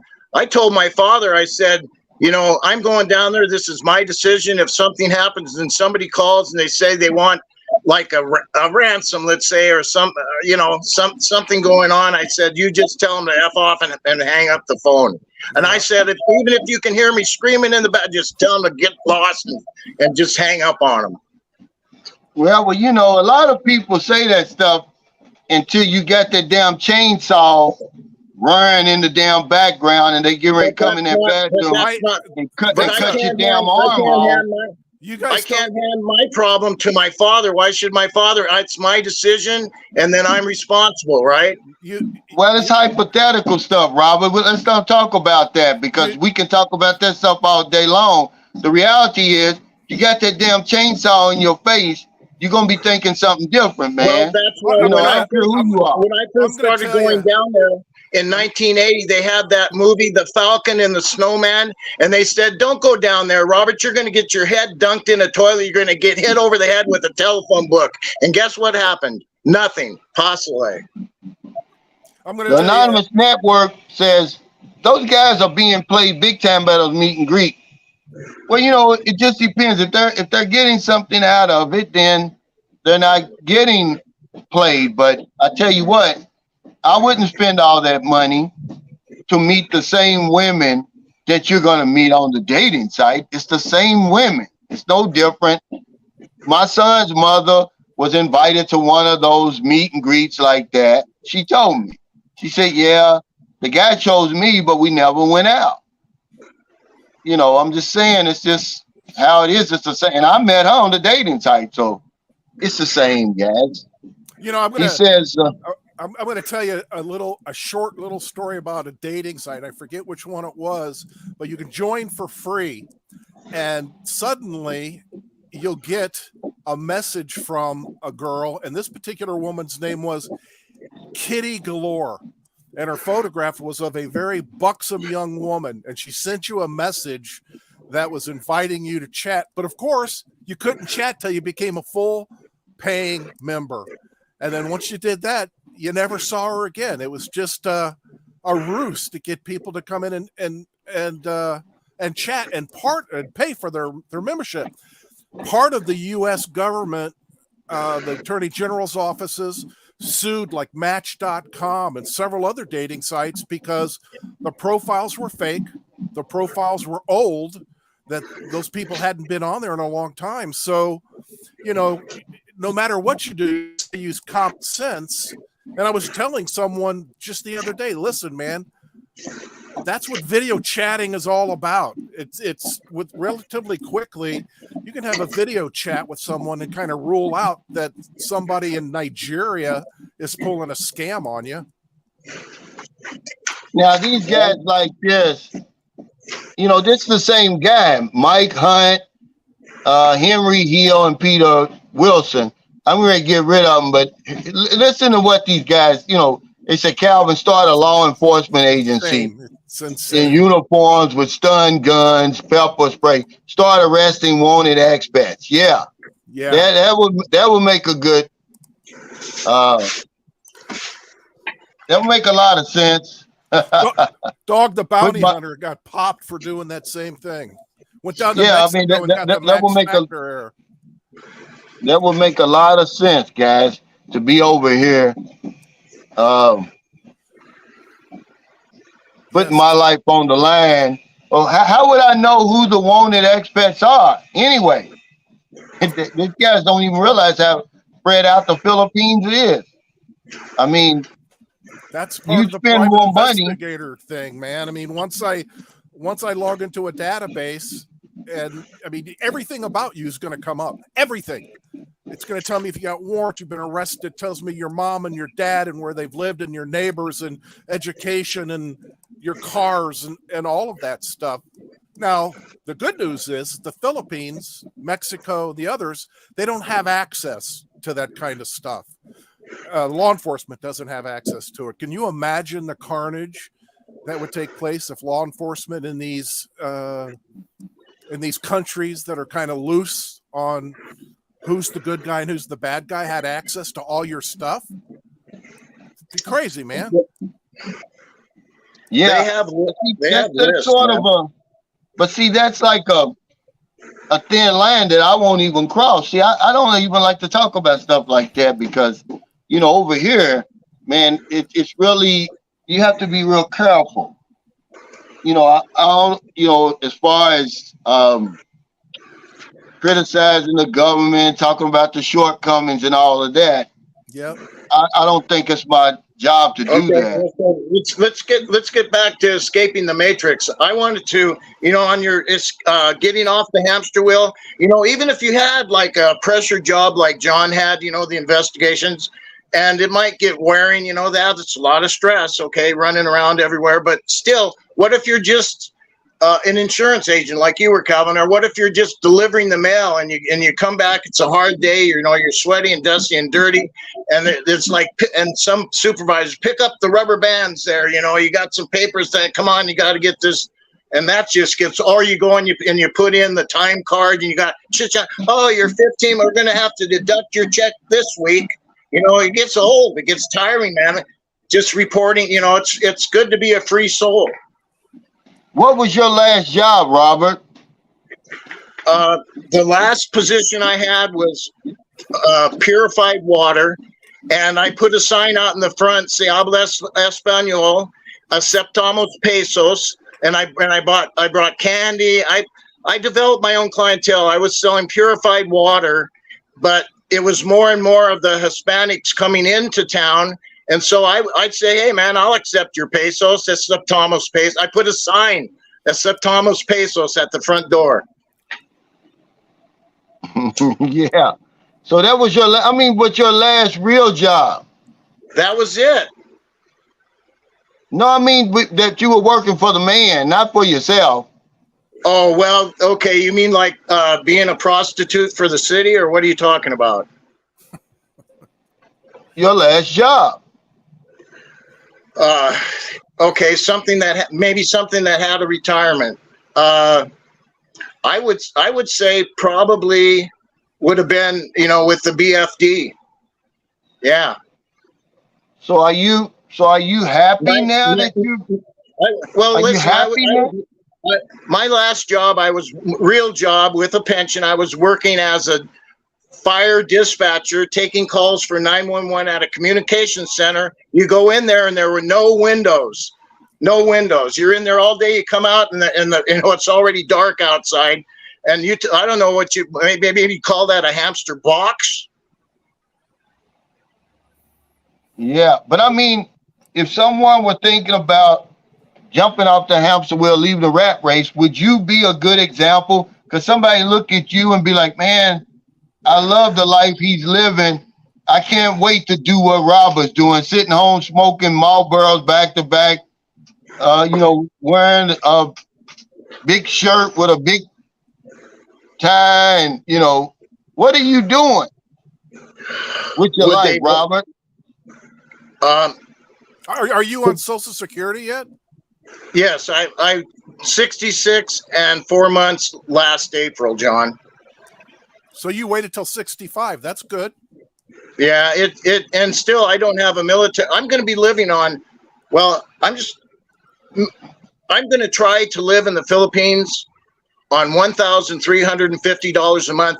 And I know, Calvin, when you came in, it was somewhere around 18, and then fluctuating 14. So if you can do it, brother, I'm thinking if you can do that and get a nice place for like $170 a month, that two-bedroom you had, that's fine. That's more than what I need. Well, you've got kind of a head start. You have become a bit of a minimalist yourself. You're living in a trailer, and that's good. Got rid of the mortgage. That's good. Right. Yeah. No, I don't have a mortgage. I own it. And what have I been doing? Really, I wanted to say I've been painting, fixing tiles, just whatever, just getting this place ready to go. This is going to be my startup emergency fund. So are you going to keep that as a fallback? No, you're going to get rid of that. So No. I'll never get rid of this place. This will be my fallback no matter where I go. If I decide to go to the Philippines, it's only a short term. I'm not doing it forever. Okay, to answer your question, John, I have a 13-passenger B350 van that I lived on the beach down in Mexico. My mother said, never sell that, Robert. You might have to live. You might have to live in it. Okay, so if I come back from the Philippines and I have my stuff that I need to go, that plan B is regresamos a Mexico. Bienvenidos. Oh, I'll keep a patch of the beach open for you to pull up on. I love those. Great. Yeah, well, I love those fish tacos. You like fish tacos, John? Of course I do. Now, Geechee Land's Journey says, I'll never use a dating site. Well, it's a choice, guys. It's a choice. And there's good women on there. Most of the guys you see with these women, they met them on a dating site. I mean, I can't say it any other way, but if you don't know what you're doing on that dating site, it can get tricky. And this is where you can have a lot of problems on there. I mean, it's just how it is. It's hard to navigate them things because you don't know the good ones from the bad ones unless somebody tries to tell you. And remember, we don't want any suggestions. We don't take advice very well when you get 60 and older. Chris McDonald says, I retired as a GS-15, also collecting my Social Security and 100% VA disability, 3 revenue streams forever, and tax-free as a bonus. Yep. Yeah. Great. Amazing. Now, remember, though, what about your health, though? How much is that worth, guys? Why don't we ever talk about that? Do y'all think I put that on my channel just to get views? Those type of videos don't get any views. But I am trying to encourage you to do something about your health. Starting something or stopping something. Robert, in your case, smoking. I can't tell you what to do, but if you want to live a better quality of life, you may want to think about putting those damn things down. I go out at halftime, and win the trophy, have a cigarette, come back in and score 24 points in a quarter. So I don't know, man. Just enjoy it, dude. Nothing's going to change. Just enjoy it. Do what you got to do. Well, what do they say? It's 14 seconds or 14 minutes every cigarette. I should be dead already. I've been smoking since I was 13 years old, and I've been an athlete the entire time. So figure that out. So what is your health condition right now? Can you run a mile right now? Be honest, Robert. Can you run a mile right now? No. The mile was never my big thing. Probably an 880. Sammy's asking a good question. No, I'm saying, can you physically do it? I'm not talking about the time. A mile? Oh, absolutely. A couple miles, sure. I don't believe it. Make a video. I'll put it on my channel. If you run a mile. Okay. You said not running timed. I can do wind sprints. Come on, man. You want to? Let's do. How about this? I'll send you. Don't kill yourself trying to prove a point. But I'm just asking you to be honest. I wore out 5 pairs of running shoes in the last 5 years. So figure it out from there. Hey, so they're asking the question, and I've always got it. I got to tell you, if I have any trepidations about coming over there for any length of time, it's the health situation. Mine is good, bad knees, but my blood, everything's great, man. No medications, nothing. But at 65, it's a matter of when, not if, something's going to go south. And I've got to, it's pretty easy for me to get to the U.S. and get taken care of. What's the insurances like for a guy that's over 65 years old? I'm hearing some of the other videos that it could cost up to $1,000 because you're in a much higher risk from, Pacific Cross and some of the others. Well, remember, it's your health that buys your health insurance, John. You can't wait until you're 65. You've had, prior illnesses, what they call it, pre-existing illnesses and all that, and then try to get insurance. See, that's one of the drawbacks of trying to move overseas to a place where your retirement and your Medicare is not valid, where that's not accepted. See, you're giving up a lot to do that. And this is something that people have to think about. It's not something that you need to just jump on a plane and say, oh, I'm leaving my health care behind. Because as you get older, like you said, the clock is ticking. Something's going to happen. But if you do come over here, one thing you could do, you could fly to Guam on a timely basis to where it's accepted. Yes.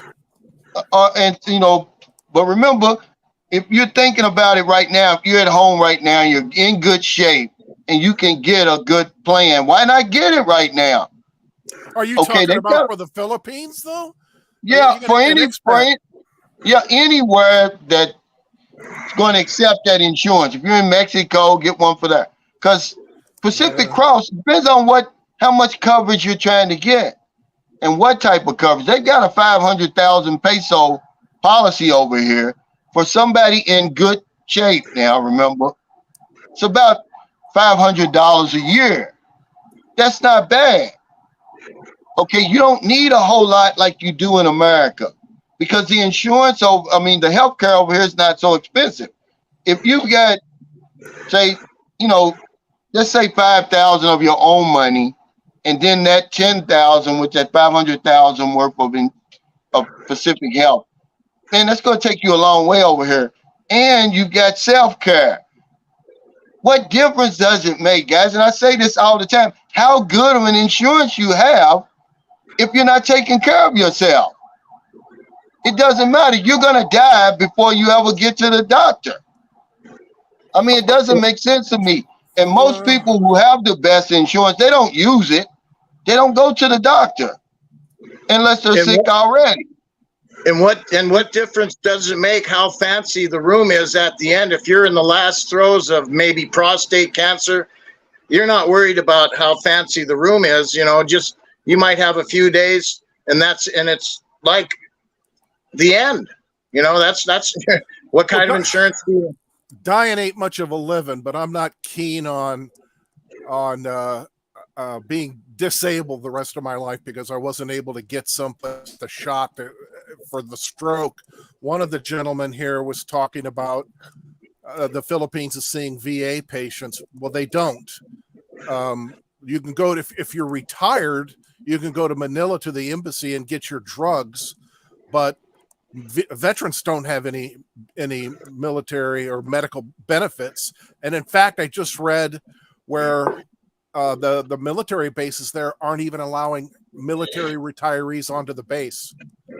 I don't know why that is, but you're right. Guam is the next logical choice. And if you can get a policy for $500 a year, that's very doable. I was reading things like $1,000 a month to get yourself a comprehensive policy. That's just not reasonable. No, it's not reasonable, but you have to take care of yourself too. That's just how it is. My father had the best insurance that you could possibly have, but he died at 61 because he wasn't taking care of himself. His good insurance didn't do him any good, John. See, our insurance is just like, we love to brag about stuff like this. Oh, my girlfriend has a college degree. She's this, she's that. It's the same with health insurance. We brag about how good insurance we have, but we never use it. It doesn't do us any good. Why are we still dying so soon? A lot sooner than women. Because we're not taking care of ourselves. Most people who have strokes, it doesn't come from heredity. It comes from their lifestyle. So, and once you have a stroke, I don't give a damn what kind of insurance you got. You might still be alive, but you're going to be in a fucked up situation, one that I don't want to be in. So I'm taking care of myself now. I got a friend who had 2 strokes, man. Do you think I want to trade places with him? No. And just, but he's got good insurance. But yeah, you can't screw anybody. You can't work out. You can't do anything but sit there and look stupid. And the best thing to do is take care of yourself. Go to the doctor on a regular basis. Just do as much as you possibly can. We're lazy. We don't do nothing, man. You got to do something. And here's a guy retired 2019. Thanks for that super chat. He said, Calvin, I walk 12,000 steps every day. And I've gone from an extra large to a large. Also strength train 3 days a week. Health is wealth. It is. We can't outrun heredity, but damn it, we can do something. It's better than nothing. It's a proven fact. I'm not saying it. That men who are active, who exercise on a regular basis, are better off than men who don't. Especially as you get older. You know, you can't sit around smoking cigarettes and drinking beer all day and then say, oh, but I've got this great Blue Cross Blue Shield insurance. What good is that going to do you? Not going to do anything. Oh, yeah, you may live longer. You may live, but what's your quality of life? This is what I'm talking about. I'm not talking about the quantity. Who wants to live 100 years old in a damn wheelchair like my grandfather did? I can't even remember ever seeing him out of that damn bed, but he lived to be 80-something years old. But hell, his life was over. That's all I'm saying, guys. You know, this is why I put this on my channel, because we're lazy. We're coming over. I'm seeing it with my eyes, man. It's a bunch of slouches over here. They think they're doing something because they got a young woman. That's because she's starving. That's the only reason she's with you.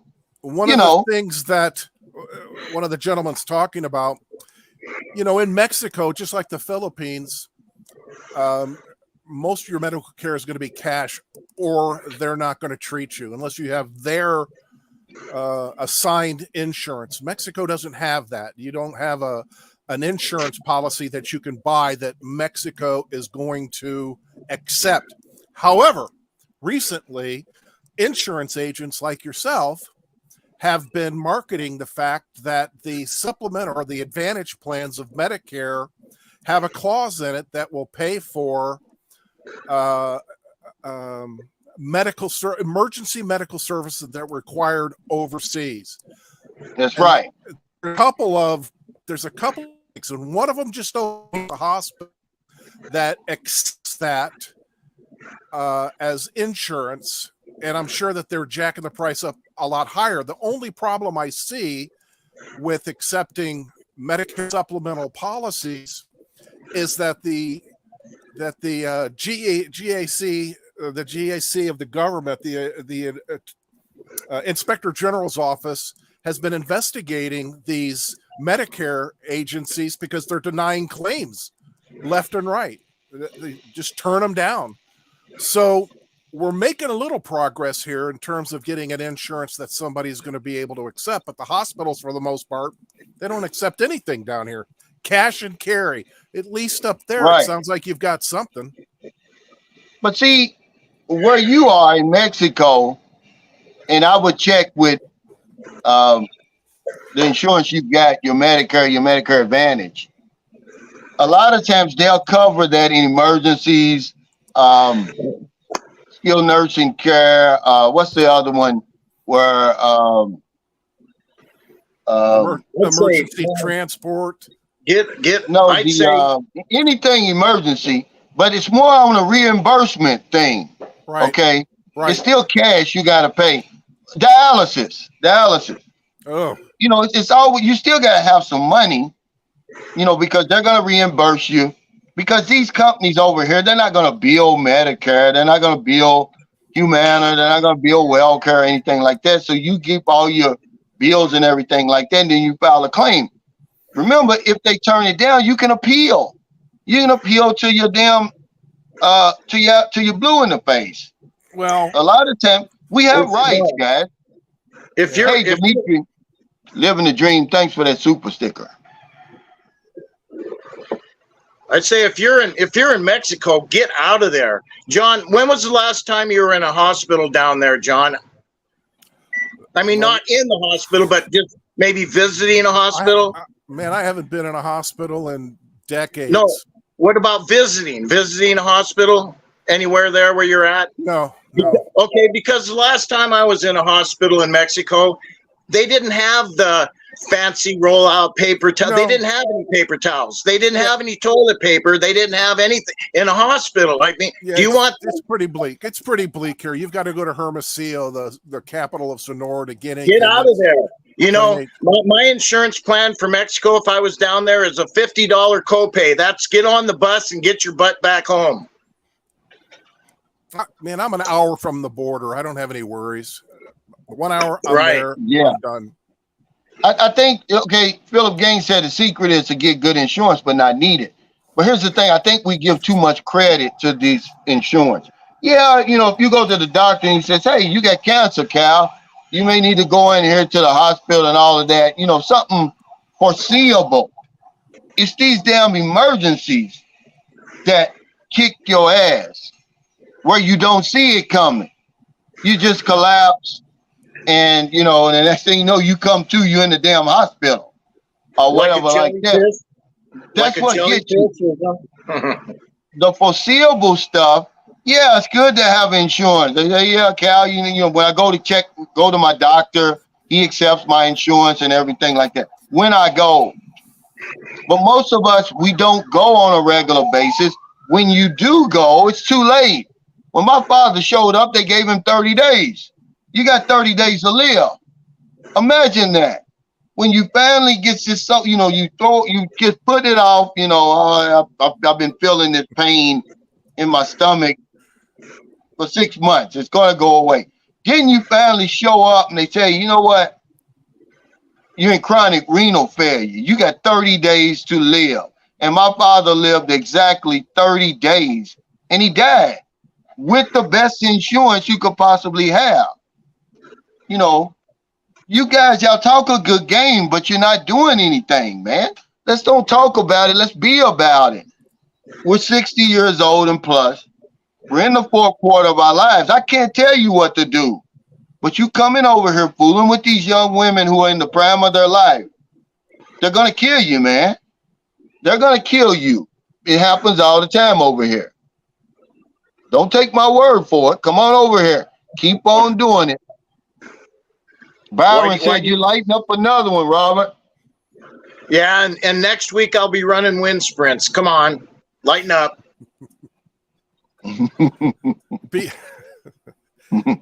When's the last time you been to the doctor over there, Robert?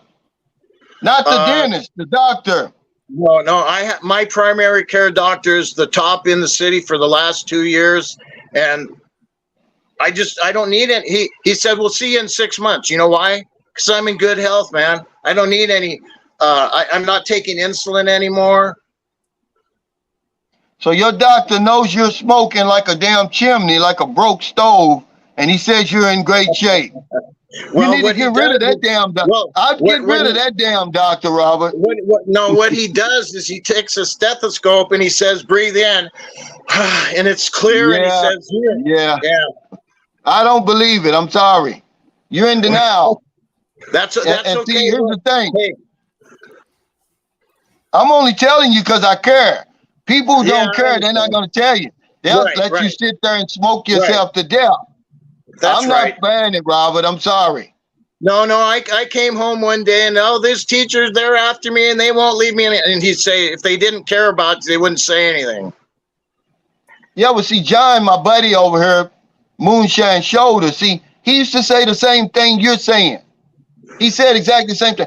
Every single day I say, John, man, why don't you, just, cut down, man. You gotta be drunk. You know what? Every time you come on my show, Calvin, you've said it 1,000 times that, you can preach and it's just not going to reach the ears. This is a gentleman who's, he's doing what he wants. It gives him some source. It's never going to change. Nothing you and I say will do. But also, if I died tomorrow, they'd have to hire funeral mourners.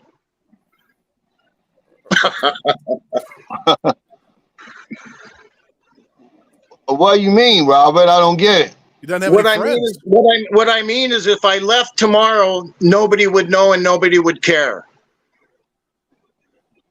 Well, your mother's still alive, right? No. She died peacefully in her sleep at about 85 years old. My My father's still around. Well, he would. Does he know? Does he? Is he still in his right mind? Does he know you're still alive, Robert? Oh, absolutely. We talk every day. Well, he cares then. Yeah. Well, of course. He Are said you- going with. Are He you said lonely, Robert? absolutely, absolutely. You know, this is if I didn't have. It's if you do a little research, they suggest that loneliness is a big source of ill health, even death, Well, as yeah, serious as no. cancer. Absolutely. They took baby monkeys and they put them in a cage and with nothing, and they didn't do too well. Then they put them in there with a swing and they did a little bit better.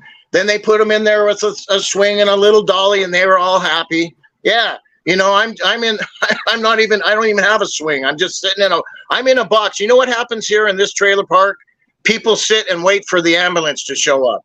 When I see activity, it's an ambulance. Yeah.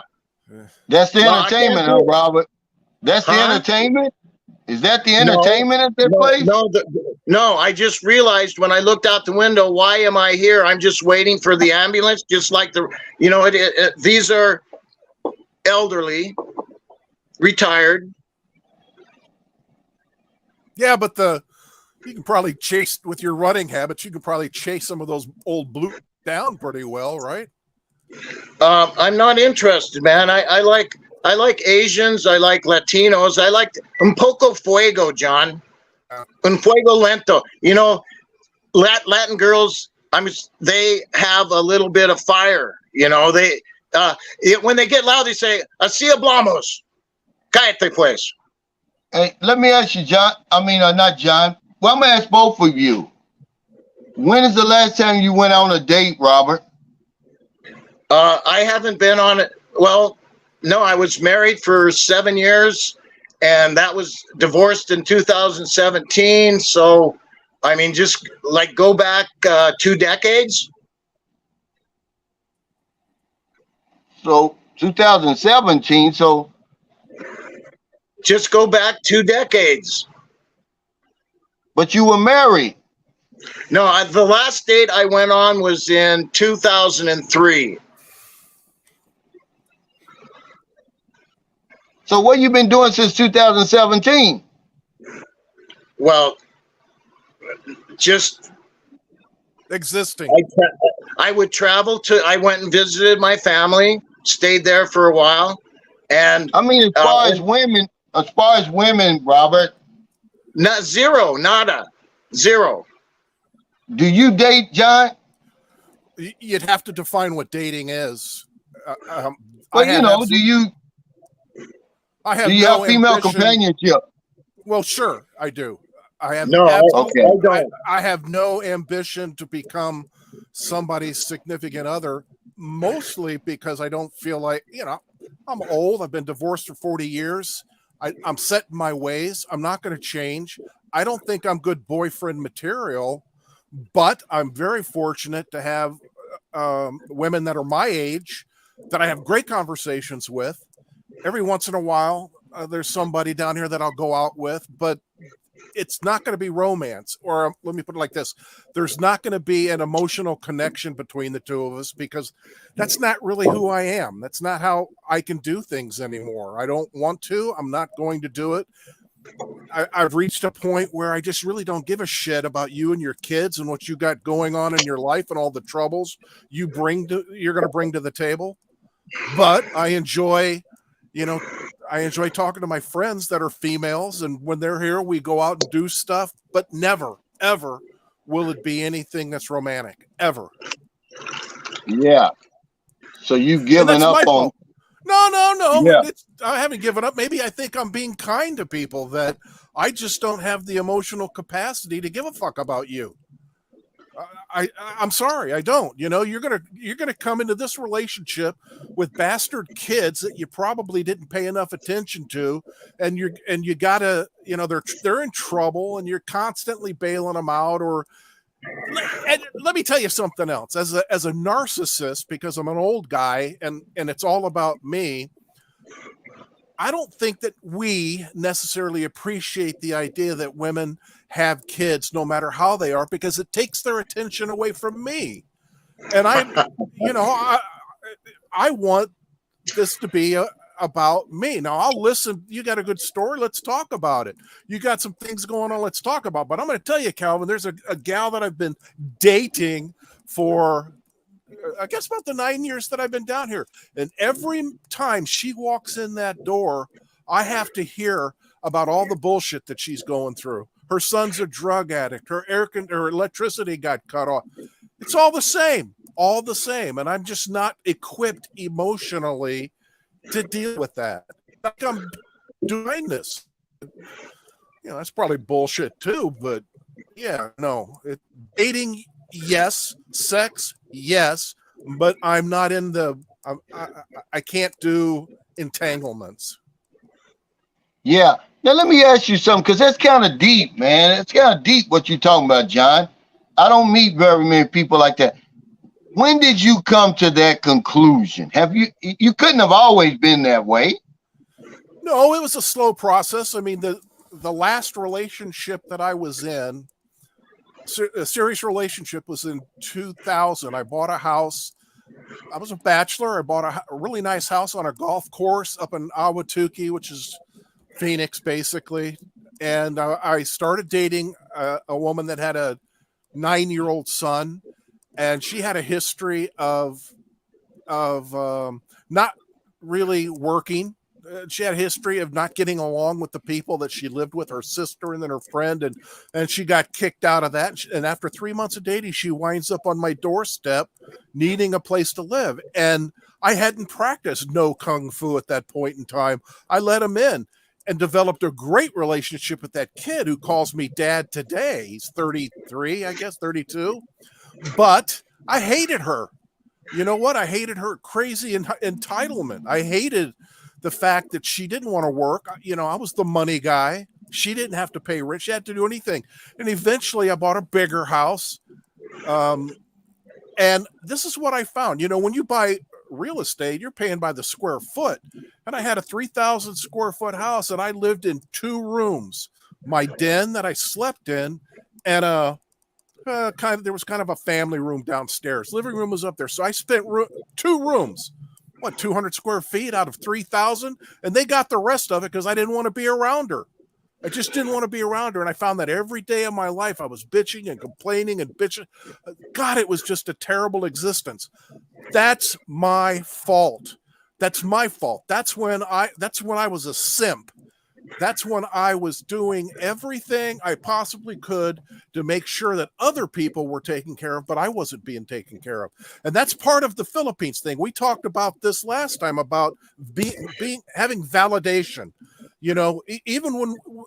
Even 10,000 years ago, the guy that brought home the biggest deer for the village was the one that had the pick of the women, because that's, women were the most sexually viable, the most powerful man got.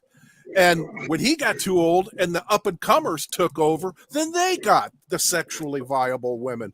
Well, we men have been raised to take care of things. I call it a social construct, but we've bought into the idea that I'm going to pay for a mortgage every single day, a cell phone every day, the gas, the internet, every single day. I can't stop. Electric company's not going to let me stop. And in our head somewhere, we think that we're going to get sex on a reasonable time frame. We've never discussed it with our significant others. Hey, listen, sure, you can move in, but you need to know on Tuesday, Thursday, Friday, and Sunday, you and I are going to have some kind of sex, because you just don't do that. And then it doesn't work out anymore. That's not the understanding. That was not the thing. But every day I still have to take care of business, and I'm not feeling validated. I am not appreciated. I'm not feeling as if all this stuff that I'm putting in every single day with no respite, I'm getting anything back. And then you want more and you want. So anyway, that was for me. I finally pulled the plug, man. It was a hard thing to do. Yeah. And now let me ask you. Yeah. What if you build the life that you want to live, because no matter what, you still gonna have to pay bills, you still have to do this and that, and then bring the lady along with you. No, I mean, no, what's wrong with no. that? Well, because again, you know, if I were to date someone, it would be someone over 40 years old, between 40 and 50 maybe. And that's just my preference. You know, other people going to do other things, but they still have a dynamic that they bring along with them. And that dynamic is their kids and their life and their problems. And I finally have gotten myself to a point, you know, listen, when you come over here or we go get some spaghetti or whatever the hell it is, you're not going to hear anything from me about my boy or my daughter. You're not going to hear anything from me about, you know, we had a thunderstorm and the electricity was out for an hour. You know, I take care of my business. You're not going to hear any of that stuff from me. You're going to hear some interesting. I'm reading a great book, American Prometheus. You're going to hear things that have substance to it, but I don't want to have to hear. People, when they reach a certain age, they've got baggage. That's what we talked about in the beginning of this. I don't want your baggage. I don't deserve it, and I'm not going to take it. I'm happy with the way things are, and you know what? I'm not going to change them. I'm not going to. And I asked Robert, "Are you lonely?" Well, I think everybody gets that way at one point in time. I'm pretty happy with myself. I might get lonely 5% of my life. Do you think I'm going to fuck up 95% of my life for 5%? I'm not going to do that. Yeah. I'm not going to fly to the Philippines and have some 23-year-old girl sitting there with a video with me picking at me like I've got bugs or something because she's spraying me like a cat. I'm not going to do that anywhere. I'm weird. Yeah. So you weird. think guys like me and other guys like this, that you think there's something wrong with us? No, you've got a woman here. that's 40 years old. That you've got a woman but I'm just saying though. No, I think I think there are men that are going to the Philippines that want to be validated desperately, and I get it. And I think some of these guys have very bruised egos and bruised self-esteem. And the talk is, if you look at the thumbnail of their videos, it's a woman on there. There's a woman, and that there's a psychological value to that because that's what they're drawn to. And men, not you either are or you're not, but there are so many men that are going over to the Philippines, because they can buy validation for $1,500 a month. Okay. Now, would that be the normal, or would you say what you're doing is the norm of men? Oh no, what I'm doing is absolutely abnormal. I don't know that it's healthy. I don't know it's just my way of coping with my circumstances. And I don't mind telling you that the idea of going to the Philippines and I don't know how long I could put up with the being catered to. I can hire a maid. I can hire a cook. You know, I got a gardener. I can do all that without, you know, the drama that comes along with it. But there is a certain aspect of going to the Philippines and having that validation. I get it. I understand the value of it. I get it. And I understand that I'm an unusual person. I get that. If somebody wants to throw baseballs at me, I'm okay with it. I get it. Well, that's not what we're not going to judge anybody. Tall Barber, thanks for that super chat. He said, Cal, I really hope these guys find the light that they're looking for. Yeah, I think that's what it all comes down to. I just said that earlier in the live stream. Whatever your definition is of happiness and contentment, you know, I can't argue with anybody, you know, because remember, when you die, they're putting you in the ground or putting you in that damn oven. You know, I'm not going to argue with anybody about how I'm living my life anymore. I'm just not. This is my life. I'm going to do what I want to do. I don't give a damn button, and I punch it at least 10 times a day. Because I really don't give a damn what people think about me and why I'm over here and how I live my life. I've seen enough family members and friends die that I really don't care, man. What I'm going through is nothing. The problems I have are nothing compared to death. So I'm going to live until I die. If you got a problem with it, then I'm sorry. If you got a definition for it, well, that's on you. I'm going to do what makes me happy, and that's it. And that's what I would suggest anybody do. Because at the end of the day, it's all about you and your happiness and your well-being. You know, that's really what it's all about. He says it's not validation, it's appreciation for tight punani. That's funny. That's funny.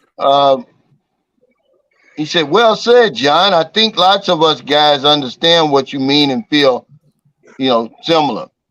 Well, I don't feel that way. But I'm not saying what he feels is wrong. I'm just trying to, because until I had my channel and I started meeting guys like John, I didn't even know guys like this existed. I never knew men going their own way and all this stuff. Some people have written women off completely. I just don't, from where I'm from, John, you got to understand where I'm coming from. That's not part of the. I do, and I like it. And I like the things that you say, and that's why I'm a Patreon, and that's why I watch you and listen to you. But there's something I got to point out about the MGTOW thing. To me, what that means is I don't have to listen to their bullshit either. These are a bunch of woman-hating guys that had something bad happen to them in their lives, and they blame women for all that. And I'm the first one that's going to look at myself and say, hey, man, what the hell did I just do to myself? I'm not going to do that again. That hurt. Ouch, man. That hurt me, and I'm not going to do that anymore. And so the MGTOW going your own way means, listen, I've been told my dad was a racist, and he taught that. I don't understand it, don't get it, but I don't have to listen to his bullshit. And I don't have to listen to somebody that tells me that, well, meet a nice girl and settle down. I don't have to listen to that. I don't have to listen to women are evil and they're bad. You know what? I don't have to listen to that. So men going their own way, it means more than a bunch of guys sitting in a YouTube, in YouTube netherworld talking smack about how they've been done wrong. Well, you know what? That's your fault. Take responsibility. And so, I know I sounded like somebody that's been run through the ringer, but and who's embittered by it. I'm just embittered that I didn't make good choices, and I am committed to the idea of making good and better choices for myself. Roderick Lee, thanks for the super chaser. Calvin, do you agree John would flourish there? Well, there's a perfect storm over here. He's certainly not going to get run over. So I would say he would flourish there. He's certainly not going to get run over. I'm coming, Roderick. He was talking about, earlier we were talking about how sympathetic Americans are, how generous we are. And that's one of the reasons we get taken advantage of over here, or we allow ourselves to be taken advantage of. We're just too damn nice. We can't say no. We feel obligated to say yes. And it gets us in a lot of trouble. You got to work on that before you come over here. You're 8,000 miles from home. If you go broke over here, the United States Embassy, they're only going to loan you money to get back home. You got to pay them back. Nobody really cares, man. Nobody can really help you. That's the only point I be trying to make, is have some type of self-preservation going on up here. It's okay to, it's nothing wrong with treating women good. Okay? There's nothing wrong with that. That doesn't make you a simp. But it makes you a simp if you put her needs above yours. You got to put your needs first. We're not talking about taking advantage of anybody. We're not talking about abusing anybody or something like that. But have some damn common sense. The same common sense you've been using your whole damn life. Don't throw it away because you come over here and you see a beautiful young lady standing in front of you. Because she's going to practice the same preservation on your ass when they flip the script. I've seen it. Yep. She's going to practice it, and you're going to be looking stupid. That's all I'm saying. He would flourish over here for the simple fact that he's not going to give all his money away. He's going to be able to enjoy that strong dollar, the low cost of living, the economy and all that other stuff, even if he doesn't fool with the women. So yeah, he'll flourish over here. And the reason why a lot of guys don't flourish over here is because we get in our own way. We give everything away, looking for the validation or looking for whatever it is we're looking for. I'm saying it doesn't take as much as what we're spending. If you want validation, it doesn't take your life savings to get it over here. That's all I'm saying. S1 Philly Vibe says the world has allowed you to pretty much be who you want, have what you want, and live how you want. Just pick your path. I agree with that.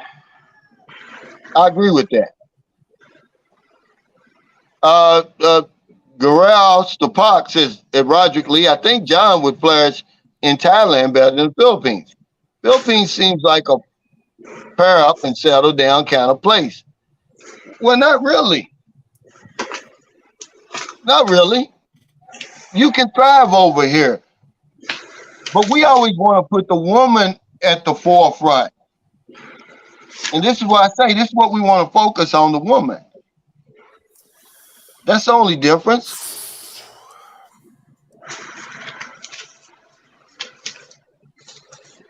I don't know. Have you been to Thailand before, John? Yeah, when I was in the military, I was in Thailand and the Philippines. And again, well, you've never there. I thought you were there, but you know, when I got off, we landed in Angeles City and took a van up to Subic. And the minute I walked off a Subic base, this 22-year-old ensign was, you know, and every bar had 10 girls out the door screaming, "I love you, no shit, buy me drink." And so my experience over in the Philippines and in Angeles City was, you know, none of those girls weren't working girls. They were all students. They were all students. They were trying to make money to go to college. Okay, well, that's cool. You know, that's good. But I learned that was a place where young men would go to lead a hedonistic lifestyle. And that's good for them. When you're 22-year-olds, that's good. Maybe when you're 40 and 50, that's good. I've been there, done that. And so if I were to come to the Philippines and Thailand, it would be for the cultural aspect. You know, there's lots of islands, lots of places to go see. Thailand has Angkor Wat. Those are the things that I'm really interested in. Wouldn't mind having a guide. She could be a pretty female if she wants. But hopefully she's entertains me. She's smart and can, you know, that's what I'm looking for. You will never, ever hear me say that, oh yeah, I'm with a good woman. And I saw somebody say in the comments here that basically behind every man is a good woman. Oh, I don't, you know, my ex tried to teach me that. She tried to tell me that I would be more successful if she sat at home on her ass being an artist who never sold a fucking thing in her life. And just, come on, man. It's just wordplay. And I'm not that guy. I'm not going to be the guy that's on a YouTube video with a Thai or a Mexican or a Filipino sitting next to me. I'm going to be that guy that's maybe talking to them. Tell me about your life. Tell me about this. Tell me about that. I'm a great listener, man. I want to hear what's going on. Bear Claw said, Robert looks like he's about to stand up and get his running shoes on. This man can run a mile backwards in a suit and tie while smoking a cigar. What kind of running shoes do you have, Robert? Show us your running shoes. Oh, my goodness. I use hikers. I use heavy boots. When you run? That's right. Well, like I said, I want you to send me that video of you running a mile. I'm going to post it on my channel. I didn't say a mile, and I didn't say 880, maybe. I do have ribbons running the 880. Okay. But I'm saying wind sprints, man. That's where it's at. You guys look up you get a more powerful effect from that fast muscle twitch with the wind sprints. Really, that's what you need to be doing if you want to compete. Let's go do some wind sprints, Calvin. We'll see how many you can. Let's do some 40-yard dashes. Or how about a bear crawl Come for on. 10 yards? You know what a bear crawl is? Yeah, have you ever done a bear crawl, Calvin? Let's do bear crawls for 10 yards and see how we do. The Well, last come time, on. the last time my gal came over here, not my gal, the gal, a gal, I put on my smartwatch and turned it on while we had sex. And I'm telling you, it was the best 3 minutes she ever had. And I burned 700 calories. It's like running a mile. That's like running a mile. Absolutely. Oh, yeah. Yeah. He said a bear crawl for 10. He said a bear crawl for 10 yards. Well, I'm going to call you bluff, Robert, when you get over here. So you better get yourself in shape. Stop smoking. Hey, you know what? We're going to dance. Yeah. He said bear crawl with a cigarette in your mouth. Okay. He said 3 whole minutes. You went the whole 3 minutes, John. Well, that's how much I was charging at the time. I was charging by the minute, and she didn't have a lot of money, so. Yeah. But yeah, Jeez, guys, I got to get out for here. We're going to go to the gym a little early today. Maryland. How much? The one I'm concerned about is keeping up with your Maryland. What size dumbbells is she using now? Maryland uses 10 for her when she does, the upper. She's using 10 kilometers. 10 kilograms. So that's about what? 22 pounds each one. Yeah, she should. But on her leg, she's doing a whole lot more. Man, Maryland's a beast in there. I saw her working out today. It was pretty impressive. Maryland's really. She's really a serious athlete, man. She's transformed herself. When I met Maryland, she was probably like a 5. Maryland's like a 7 now, and her body's like an 8+. It's like being with a different woman, man. She's really. When I go there, man, the stuff y'all see me doing, it's just. I'm a 60-year-old man. I'm not trying to kill myself. But Marilyn, sometimes I worry about her because she gets in there and she's obsessed. And she really works out. It's crazy, man. But anyway, guys, I'm about to get off here. Thanks to my panel. I'm going to give y'all the last word. John, give us something to chew on for the rest of the day. Pick up a book that is titled "The Fine Art of Not Giving a Fuck." Maybe it'll give you some insight if you're a little stressed out and you're worrying about things you shouldn't be worrying about. Learn how not to give a fuck. Okay. Thanks for your time, man. As always, you're gonna be back on the panel. Robert, the ZPD zone, give us something to chew on, man. Well, first, let's go out with a thumbs up, okay? Come on, guys. And then, remember, you are the prize. Yeah. Diamonds are literally falling from the sky over here. But so when you come over here, John, you would still be a diamond. What else you got? Is that it? Is that it, Robert? I'm looking forward to it. You know what? If you have that feeling of impending doom, that should be enough to get you to move. Yeah. Well, I'm going to tell y'all something, man. It's time to start living because we certainly dying, guys. We're dying. Every second that passes, you're closer to that damn graveyard. What are you going to do with the rest of your life? We done been screwing up until now.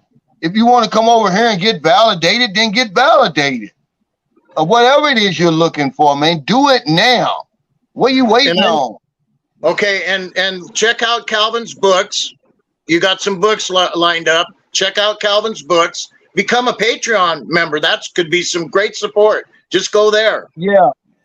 And I want to thank my Patreon members. And I want to thank people. What I'm going to do now, I'm going to start putting the audio books up first to try to get more interest in the actual, because some people don't like to read, but I do have readers out there.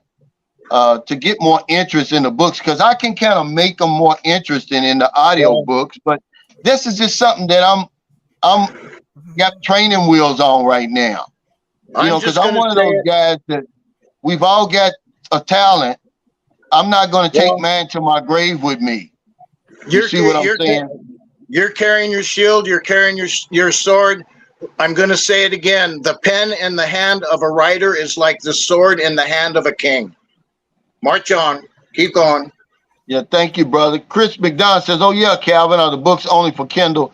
No, you can actually, there's a couple of my books you can get paperback.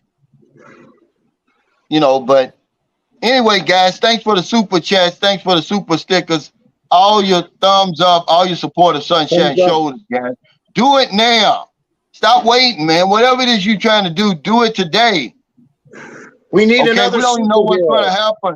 Remember, you know how much money you got in the bank, but you don't know how much time you got left. Take care, everybody. Stay safe. Stay out of trouble. We'll see y'all next time. Enjoy it.